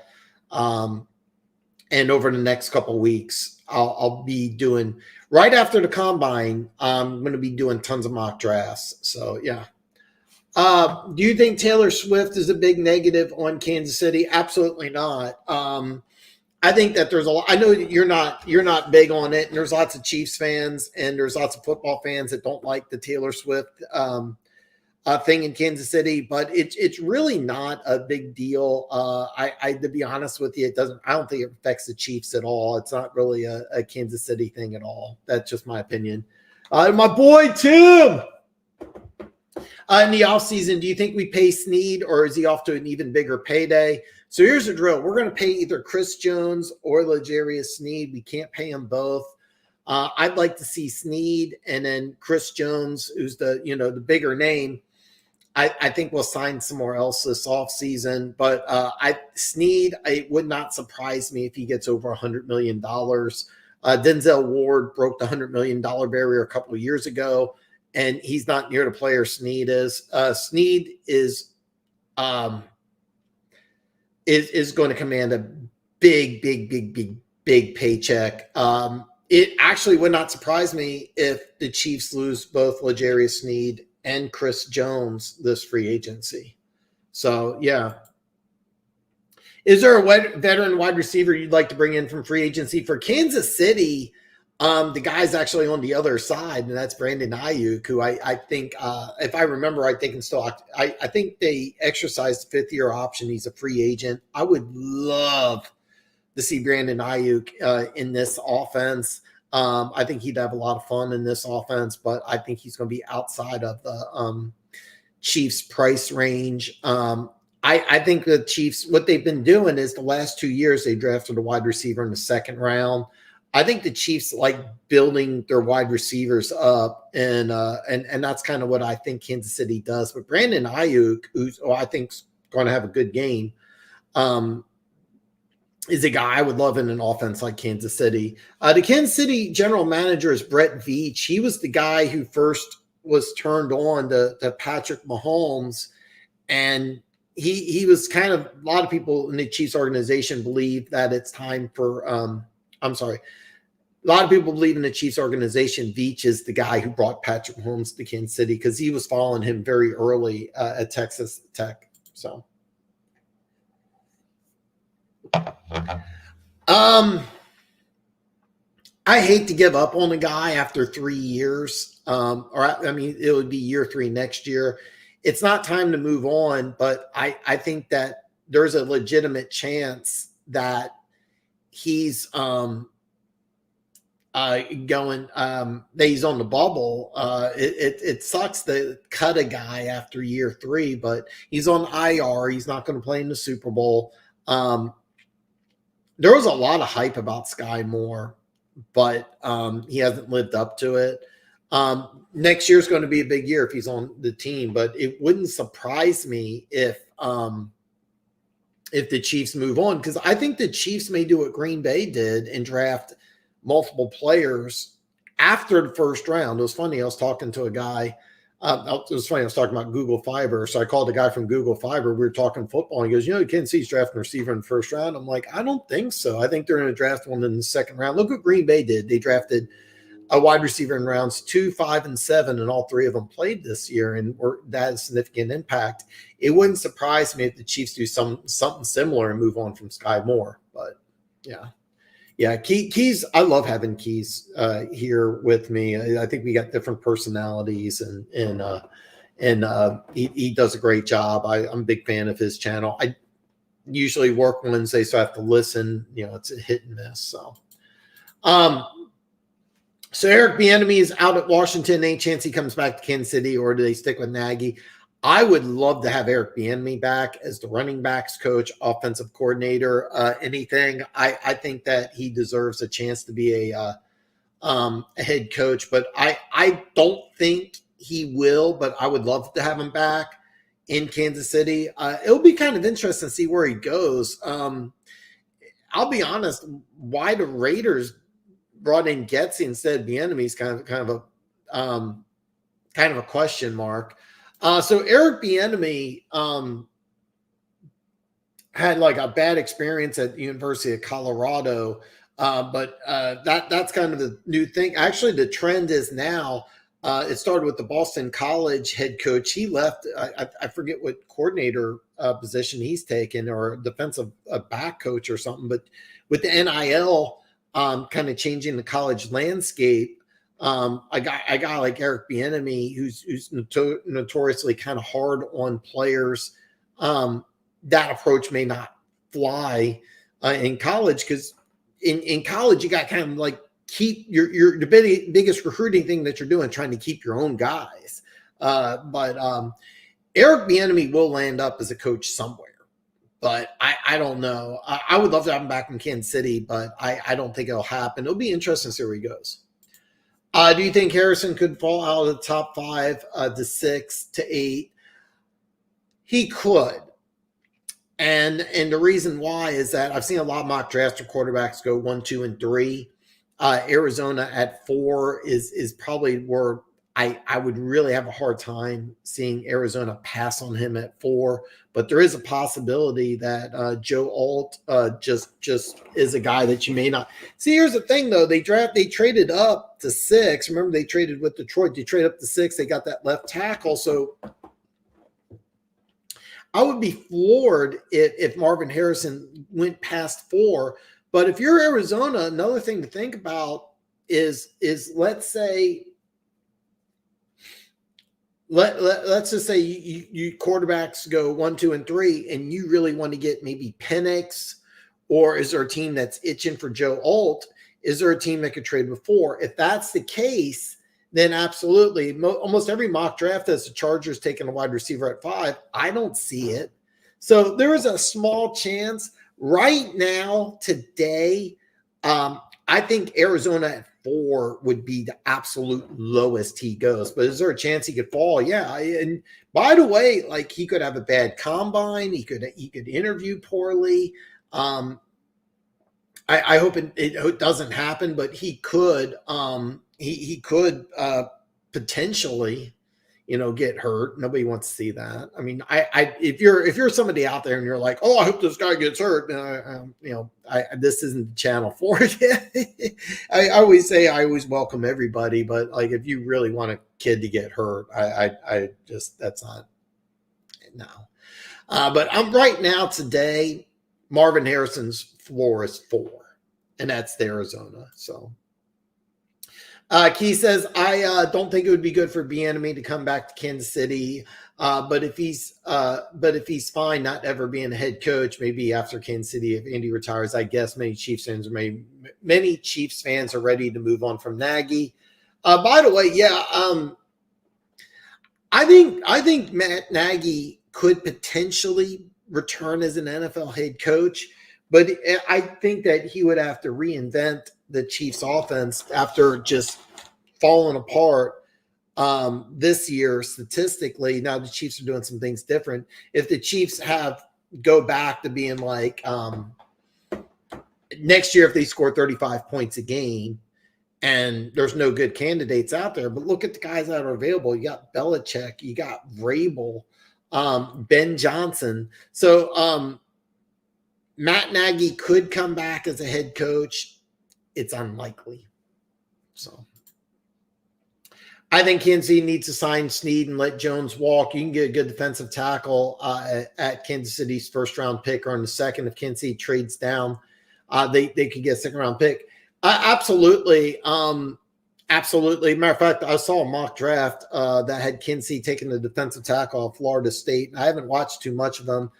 Currently, he's a guy that has a second-round grade, but I had George Karlaftis as a second-round player. I can't think of the guy's name off the top of my head, but I saw the mock draft, and I was like, at 32, I think this draft had him at 31, the defensive tackle of Florida State, drawing a blank on the kid's name. That would make a lot of sense. I firmly believe that Chris Jones, this will probably be his last game in Kansas City, which really sucks because I think Chris Jones walks into Canton. I'm sentimental. I'd love to see him play his whole career in Kansas City. I don't think it's going to happen. But yeah, I think that don't be surprised Kansas City gets a little creative in this draft and trades up and gets a defensive tackle if they find one they like. But I think it's much more likely in this draft for Kansas City to stay put and let the best player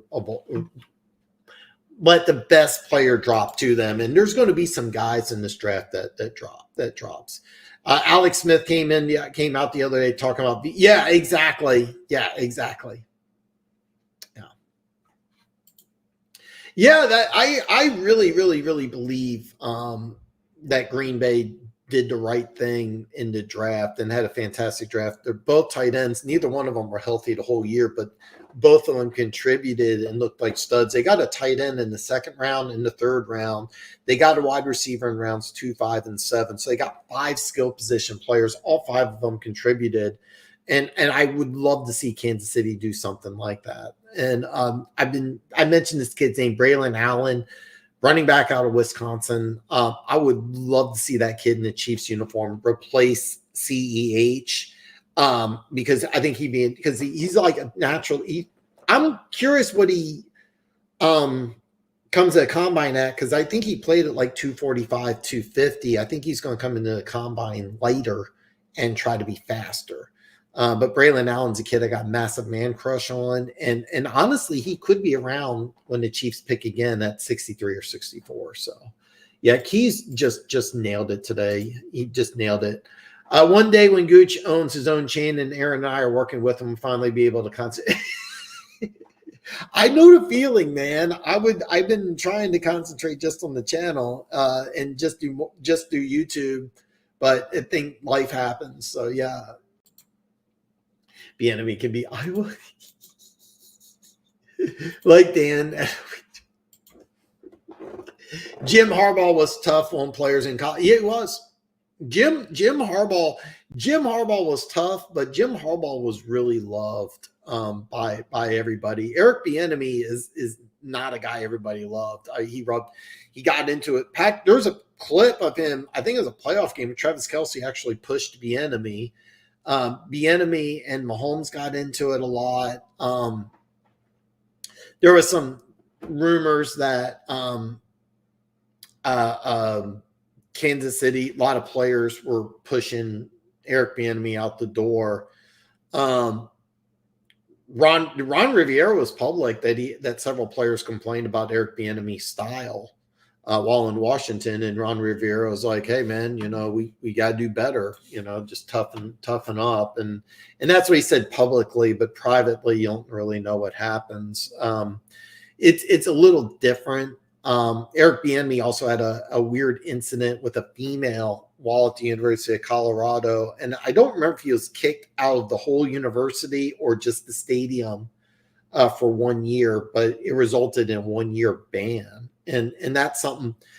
I don't know if you remember this, but when Matt Patricia took over as the head coach of the Lions, it got public that he had a DUI on spring break, like in '99. It's like, what the fuck? Seriously? But the NFL does that type of background when they look at NFL head coaches. And I mean, whatever happened, the details were never really revealed publicly, but I guarantee you that NFL owners kind of know about it. Also, the rumor was that Eric Bieniemy interviewed really, really poorly, and I could kind of see that. But Harbaugh being tough and Bieniemy being tough is kind of a little different because Eric Bieniemy only had 1 year as the offensive coordinator at Colorado. I think they went like one game. They had one of the worst offenses. Everybody was fired. Where Harbaugh always had success. So when you win, you can do things that you can't when you lose. So.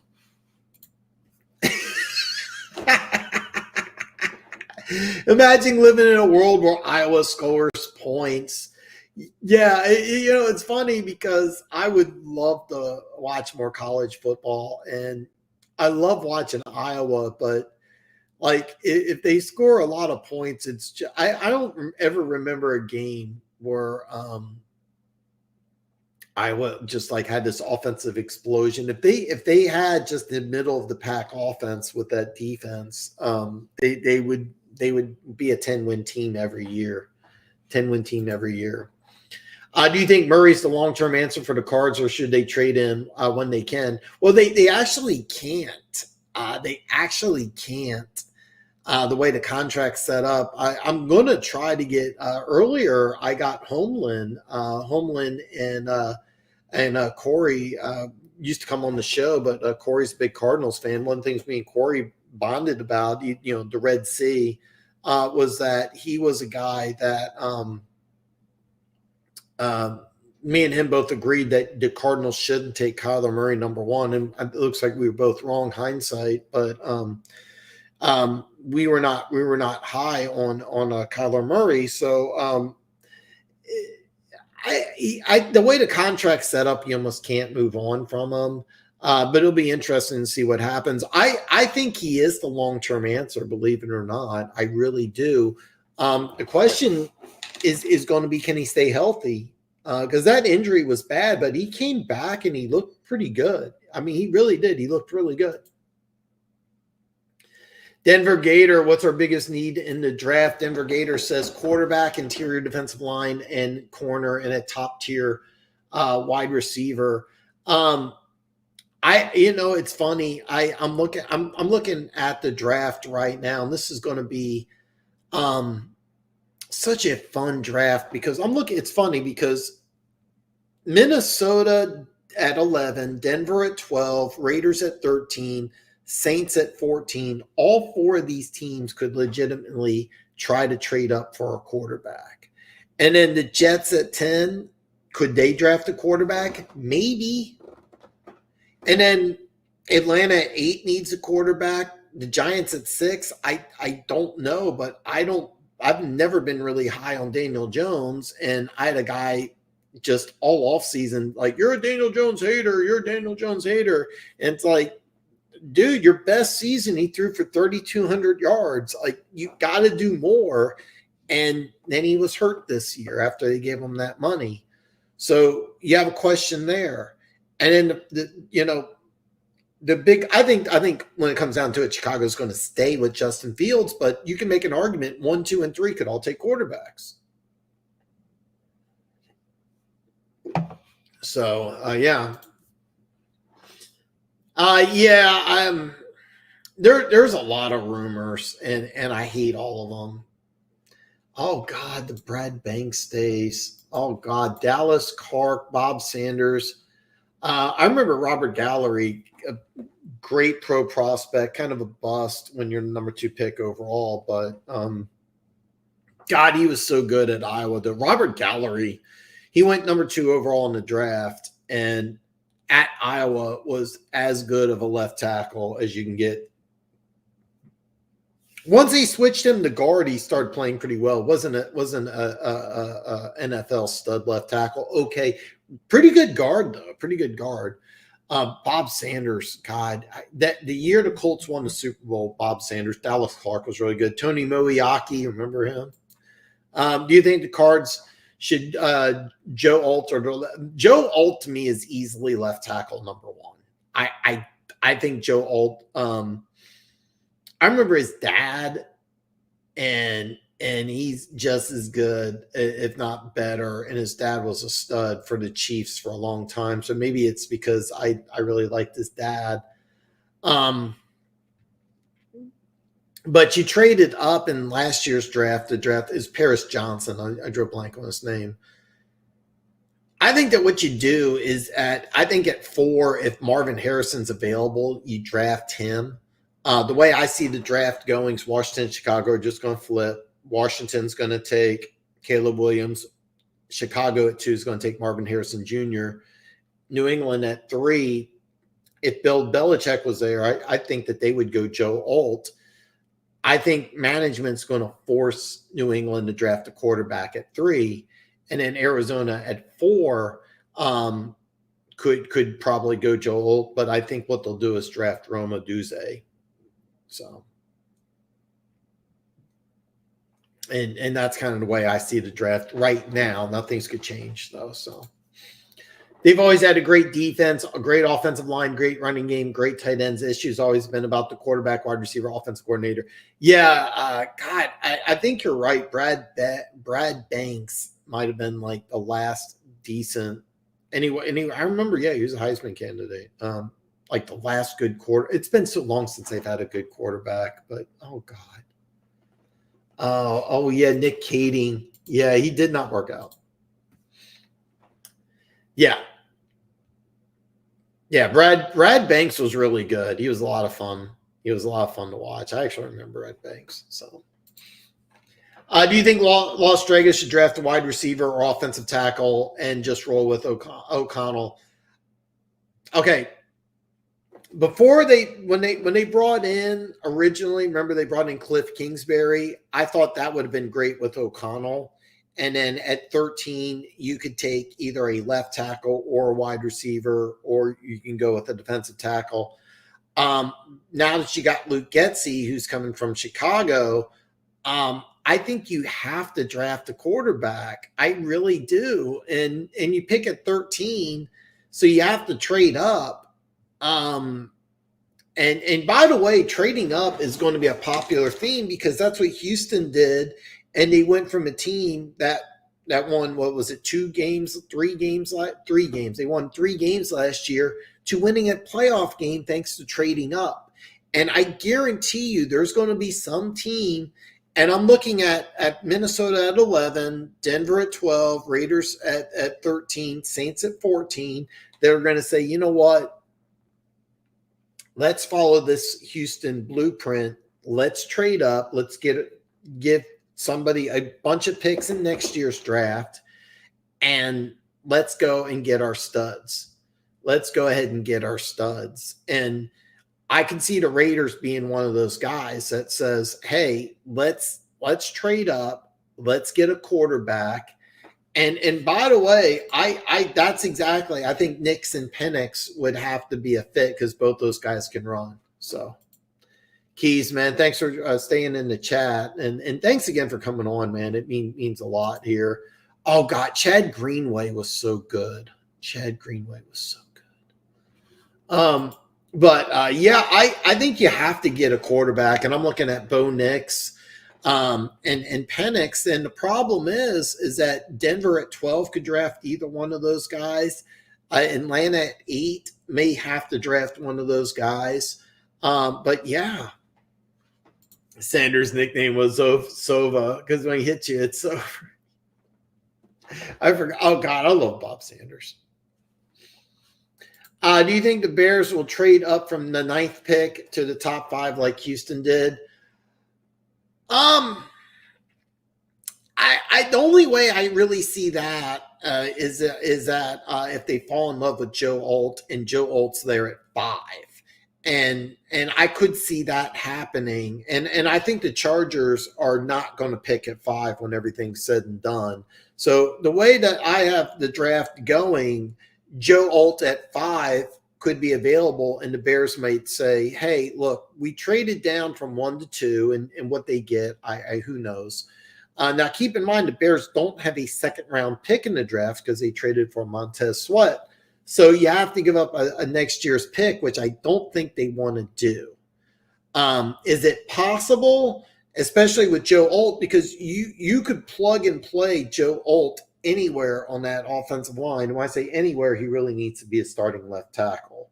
I could see that.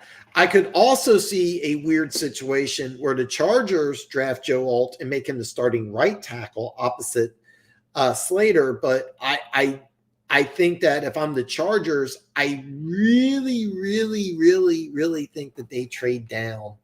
I really think that they want to stockpile with a bunch of draft picks. And so that's kind of the way I think. I don't think it will be the Bears. However, I'm looking at Atlanta at 8, Minnesota at 11. And I think just out of spite, the Chargers may not want to trade with either the Broncos or the Raiders. The Saints may decide that they want to trade up as well. Some other team in the draft that may want to trade up for a quarterback. I have a buddy of mine who's a Steelers fan. He loves Penix, but I don't think you trade up to 5 to get him. So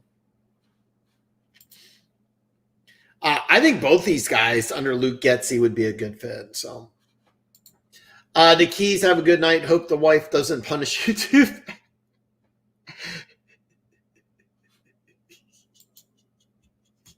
I think there'd be, oh God, yeah. I think that there's going to be a ton of trades in this draft, and that's I'm already, so I don't like doing trade. I may do a mock draft with trades just for fun. I did the same thing last year, but I will do a mock draft. I'll do several mock drafts without trades, but I'm looking at this. I think 1 and 2 is going to flip, and I think that will happen probably in March. It'll happen way before the draft. And then I think the Chargers at 5, Tennessee at 7. I think those two teams definitely trade down. Chicago at 9, who knows? Atlanta at 8, I think could trade up. New England at 3, I can see them trading up or down. They're going to be a fun team to watch. Chicago at 2, once they trade from 1 to 2, could trade down. There's some teams that are going to pick late in the draft that could be interested in trading up. I know a lot of Lions fans have told me that, oh yeah, Detroit's going to trade up. Detroit always trades up. I think this is the year they could trade down, but Detroit's always a candidate to trade up. Detroit's not a team afraid to make moves. Detroit could trade up in this draft. Kansas City at 32, or 31. They could lose Super Bowl. Don't be surprised if Kansas City finds a player, then they want to trade up in this draft. I think it's unlikely. Dallas at 24 is another team that could always trade up.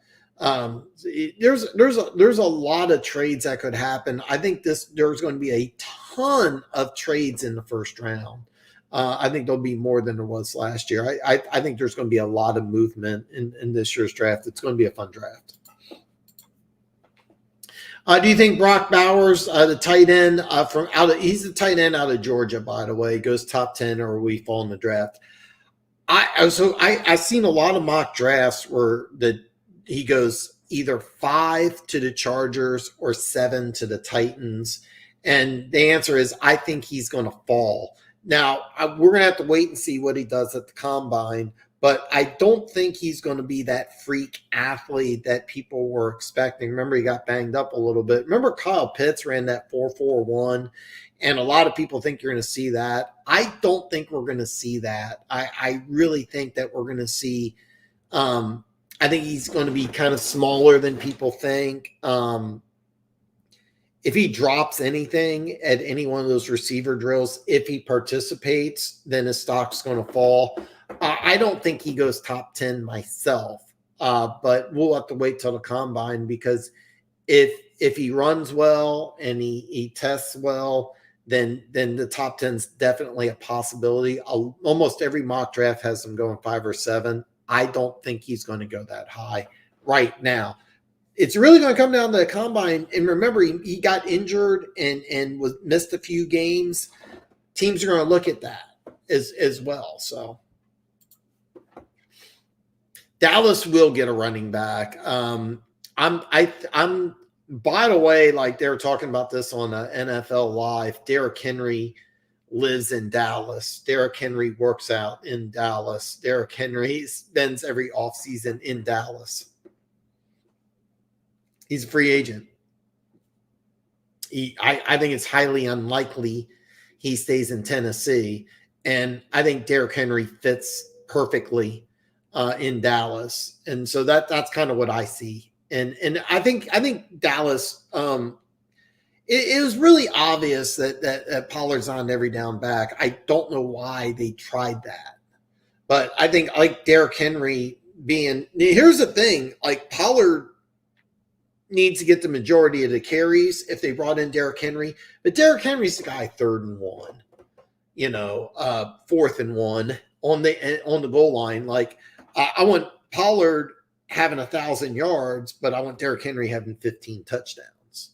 So that's the way I see it. I think Dallas will make a move for Derrick Henry, and that just kind of makes sense in free agency. Do you think he'll be like Sam Laporta or like Travis Kelce? What kind of tight end will be like? Well, from what I'm hearing, like he's like 6'4", 230, 6'3", 230. He doesn't have that size or length. Like Travis Kelce was a big wide receiver, but he was like 6'6", 260. Laporta was like, I think 6'5", 250, something like that. He doesn't have that size. It's kind of funny. The comp I keep hearing is Shannon Sharp, and that's kind of how you got to use him. You got to use him like a big slot receiver. So I don't think he's really going to be like that. I think he's a fun guy I watched him at Georgia. I had a lot of fun watching him. But I think that he's not this. I really don't think he's that type of athlete. I really want. There's several players at the combine I'm really going to pay attention to, and Brock Bowers. I really want to see his size. I want to see the vert. I'll be honest with you. I firmly believe that his 40 is going to be disappointing. He's not going to break 4.5. I think he's going to run like 4.6, 4.7. I don't care too much about that because I'm expecting a low number. I want to see what his vertical is. Is it? I'll throw out 35. Like I want him to have a high vertical. Is he explosive? Can he get in and out of cuts? Because I don't see a guy running away from defensive backs. I see a guy being able to cut and explode. That's kind of what I'm paying attention to. But I think he'll be a different type of player. But he is going to be a tight end in name only. But basically, he's going to be like a big slot receiver. Is what if you're smart and you're an NFL team, that's what you're going to use him as. But I really want to see he does at the combine. The combine is going to be key for him because if he aces the combine, he's a top 10 pick. Almost every mock draft I've seen has him going top 10. I think he's going to slide in this draft. So, do you think the Cowboys will draft a quarterback? Do you think they should trade Dak? Okay, so they love Dak in Dallas. He's due I think it's a crazy amount. Here's the thing about Dallas, they think that they have a Super Bowl team, and maybe they do. Dak's staying there. Let me bring up the Cowboys because here's the deal though. There are some quarterbacks in this draft. Remember, Dak Prescott was a 4th round pick out of Mississippi State. So Dallas picks 1, 2, and 3. They don't have a 4th round pick, and then they have a 5th round. So they pick at 87, and then there's a huge gap, and there's 173. There is a chance rounds 5, 6, and 7. They pick up quarterback. Pay attention. I think he's going to be way gone before then, but pay attention to Spencer Rattler, who I can't remember which bowl game it was. All I heard is that he was really great. He's a guy that could come in and really scare people. He could really scare people. He's a guy that you may be able to get late. Tua's younger brother, I think is going to be drafted around second, third round. I want to see him at the combine as well. Pay attention. You mentioned who's a guy that Sean Payton could develop. To his younger brother, it's like I forget his name. I know it's Tagliavua, but the first name's just drawing a blank from me. He's a guy. Denver, if they can't trade up in this draft, they may grab him early in the second round because he's a guy who's got really accurate passer, doesn't have a big arm. But I'm hearing really good things about him. Do the Cowboys draft a quarterback late? Maybe. Do I think they should? Maybe, but it's not going to happen. The contract set up. They think that they just need to add like one or two pieces, so they're not going to trade a quarterback. My biggest draft crush is Roma Duze, but he's going top 10 unless he does something god awful. I'm going to be paying attention a lot more in this draft. If there's a tackle that the Chiefs absolutely love, I could see the Chiefs trading up, and I'm kind of looking at a few of these teams here that could be candidates that the stockpile and picks. The Rams did that. The Rams pick at 19, but I think the Rams might want to trade up. But don't be surprised if the Rams at 19 want to trade down. Last year, I think they had something like 15 picks, and they had more rookies start than any other team. It wouldn't surprise me if the Rams trade down and try to stockpile picks. That would be a spot. Jacksonville at 17 did the same thing last year. They traded down.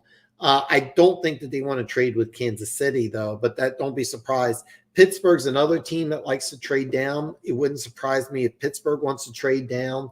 And keep in mind, Pittsburgh's a team that could also be drafting a tackle, so I'd be a little surprised here. Miami's a team at 21, also could be looking to trade a tackle, but Philly at 22 wouldn't. So could Kansas City trade? I just mentioned several teams, just rapid fire. That's kind of the sweet spot. And Kansas City, it would have to be a tackle they love. It would have to be somebody they view as like a day one starter. Now, last year they drafted Wanda Morris in the fourth round. He's not a guy that I think Kansas City is looking at as the starting left tackle next year. But he's a guy that will compete, and he could also potentially play on the right side.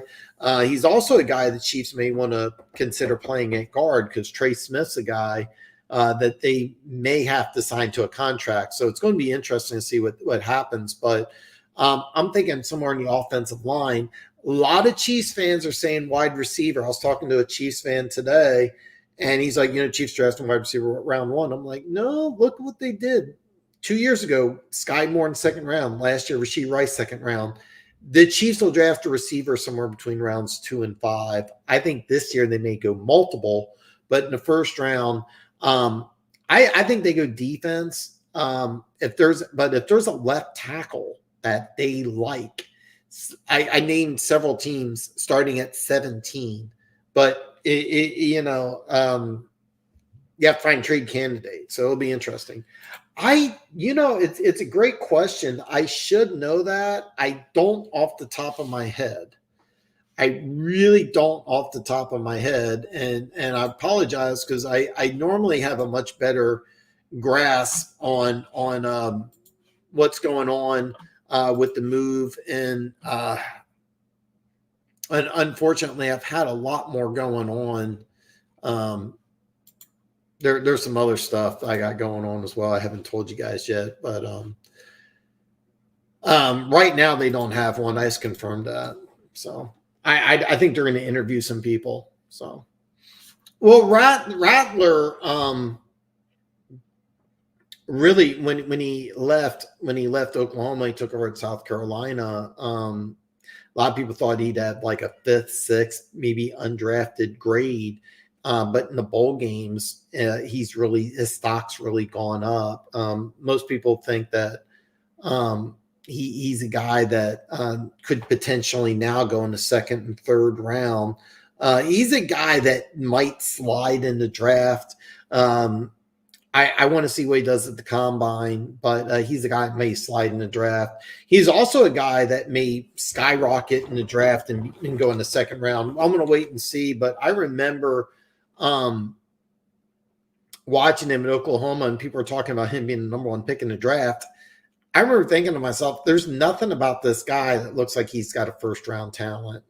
He looked small. He didn't have an NFL arm, but he had some accuracy. He looked like a watered down version to me of Geno Smith when he came out of West Virginia. So that's kind of why I think he could go later, but I want to see what he does at the combine. He's a guy that I'm really paying attention to because he's not going to go in round one, but he could go to a place like Denver in round 2 or 3 and maybe start. So it'll be interesting to see what happens. Do the Rams pick a quarterback, offensive tackle, or defensive tackle? Do you think Stafford resigns with the scam? Well, so this offseason, Stafford was asked to take a pay cut, and he said no. And I thought that was kind of telling. So it kind of leads me to believe that like he's like in a year or two, like it may be done. This would be, I think, the perfect opportunity. If I'm the Rams and Bo Nix or Michael Penix is available at 19, I go that route because McVay's offense is very, very complex. And a guy like, remember Baker Mayfield came in and just gelled immediately. I could also see a situation like where maybe I think Penix is more pro ready than Nix, even though Nix played a lot more than Penix. It's just my kind of gut reaction, but I'm going to watch more and more of these guys as the draft approaches. But if either Penix or Bo Nix is available at 19, I think you absolutely have to go that route. Now, the offensive line got better, but there is some really good offensive linemen in this draft. It wouldn't surprise me if they go offensive line. Could you also draft somebody on the defensive line? Absolutely. So the answer is, do the Rams pick a quarterback, offensive tackle, or defensive tackle? The answer is yes. It's just really going to be who you have your grade on. The thing is, I think out of those guys, I think the way it's going to work out is that I think Nix will be the 5th quarterback chosen in the first round. I'm kind of thinking 19 might be the spot he goes. The only way he doesn't is if I mentioned Minnesota, Denver, Vegas, and the Saints. Those 4 teams could all look at quarterbacks, and Bo Nix may not make it past that gauntlet. But if he does, he could potentially fall out of round 1, because when I look at the teams in the draft now, a buddy of mine loves Penix. He's a Steelers fan. He said, I would love that Steelers took Penix at 20, and I'm like, I don't see that. I think Pittsburgh's not going to draft a quarterback. That's my point. The Rams at 19 are like the final team in the draft that could draft a quarterback. Tampa Bay at 26 is a possibility, but if they re-sign Baker Mayfield, then they're not going to draft a quarterback in the first round. So then you go, could Nix fall out of round 1, just like Will Levis did? So that's a possibility as well. And if that's the case, if that's the case, Tennessee that traded up early in the second round, the Rams pick, let me see here. They picked 19. I know that do they have an extra pick? I know they picked 52nd. Do they have an extra pick in the second round? No, they don't, but they have an extra pick in the third round. Could somebody like Bo Nix fall all the way to 52? Probably not. But could you trade up from 52 somewhere and pick him up? Sure. He's a first rounder. I know that for sure. The problem is that Cam Robinson, now keep in mind, he had that failed drug test. So his third year option is voided. Then he got injured again. He's going to be a free agent. We talk about free agents. Cam Robinson's a guy that his rookie season I thought played amazing. I thought he was going to be like the franchise left tackle for the Jags. Not anymore. But he's a guy that free agency is going to be a good one. I need to watch more of him. But Alex Leatherwood, I think, was out of the league in like 3 years. Jonah Williams, they moved over to the right side, probably going to hit free agency. It's kind of funny because he never missed a practice at Alabama. First offseason minicamp, tears his ACL out for the year. Then they didn't feel good enough about him at left tackle. They signed Orlando Brown. So he's a guy that could fall out of round one just because of the negativity of the Alabama tackles. I want to watch more of them. I don't really have a grade, but right now today, I think he's a first rounder, no brainer. And the team they could fit with, I'm looking at Kansas City because I think he's a guy I would love to see the Chiefs just plug and play at left tackle if they feel good enough about him. But I don't know. I really, really, really want to watch more of him because right now I'm going to tell you first round, but I need to watch a little more. I think Olt's easily my left tackle number one. I was listening to the Round 6 podcast of the Oregon State left. He's actually a right tackle. He's Daniel Jeremiah's number 2 tackle, and he's a right tackle. But he's like he can easily play on the left side. It's rare that you take a college right tackle, put him at left tackle in the NFL. It happens occasionally. Years ago, you probably don't remember this. The Chiefs drafted Brandon Albert, who played guard. And they drafted him. And they said, you're going to be left tackle. And he was a really, really good player for a long time. Signed a massive free agent deal with Miami. Got hurt, but he was a premier left tackle for a long time.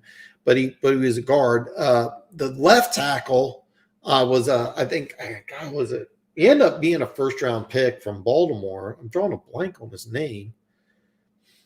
But he was like a top 10 pick at left tackle. It's really weird because Virginia's not a powerhouse, and they didn't have a great team, but they had 2 first-round picks on the offensive line. One played left tackle in the NFL, but was a left guard at Virginia. Today, that wouldn't happen with all the transfer portal. He would easily leave and be a left tackle, somewhere else. But times have changed, so. The offensive, the OC Origin Jackson, I think. Are you talking about the center? I've been hearing a lot about him, and you're probably talking about the Oregon center, if I remember him correctly. I heard the same thing. A buddy, the same guy I was telling you about, is Steelers fan. He mentioned that he likes him because he thinks that could be the pick. This could be the pick at 20 for the Steelers. And we're going to go into a ton of that. Yeah, the offensive center from Oregon. And I heard the same thing. Like he's a guy that just could be awesome. He's a guy that could be awesome. Him and a lot of other guys I really need to do more work on. I didn't say this earlier, and I'll say this again Friday. I'm going to try to bring in a guest Friday. After the Super Bowl, I'm going to take a week off from YouTube on vacation. But when I come back, I'm going to stick with going live on Tuesday and Friday. And I have a lot of things going on. But I am going to take a week off of YouTube after the Super Bowl. So I won't be on for the Super Bowl, but I'll be on afterwards. Hopefully to gloat about my Chiefs winning, and we'll go from there. If there's any final questions, thoughts, comments, concerns, I'm going to wrap up unless you guys got something more you want me to go over. But if not, I'm going to wrap it up and call it the night. By the way, all my social media links are below. If you missed it, Keas put in the chat. I'm going to put it up here live. Where is it? Right here. It's the TPT podcast. It'll be on between. I don't know if it's only 30 minutes or not, but he'll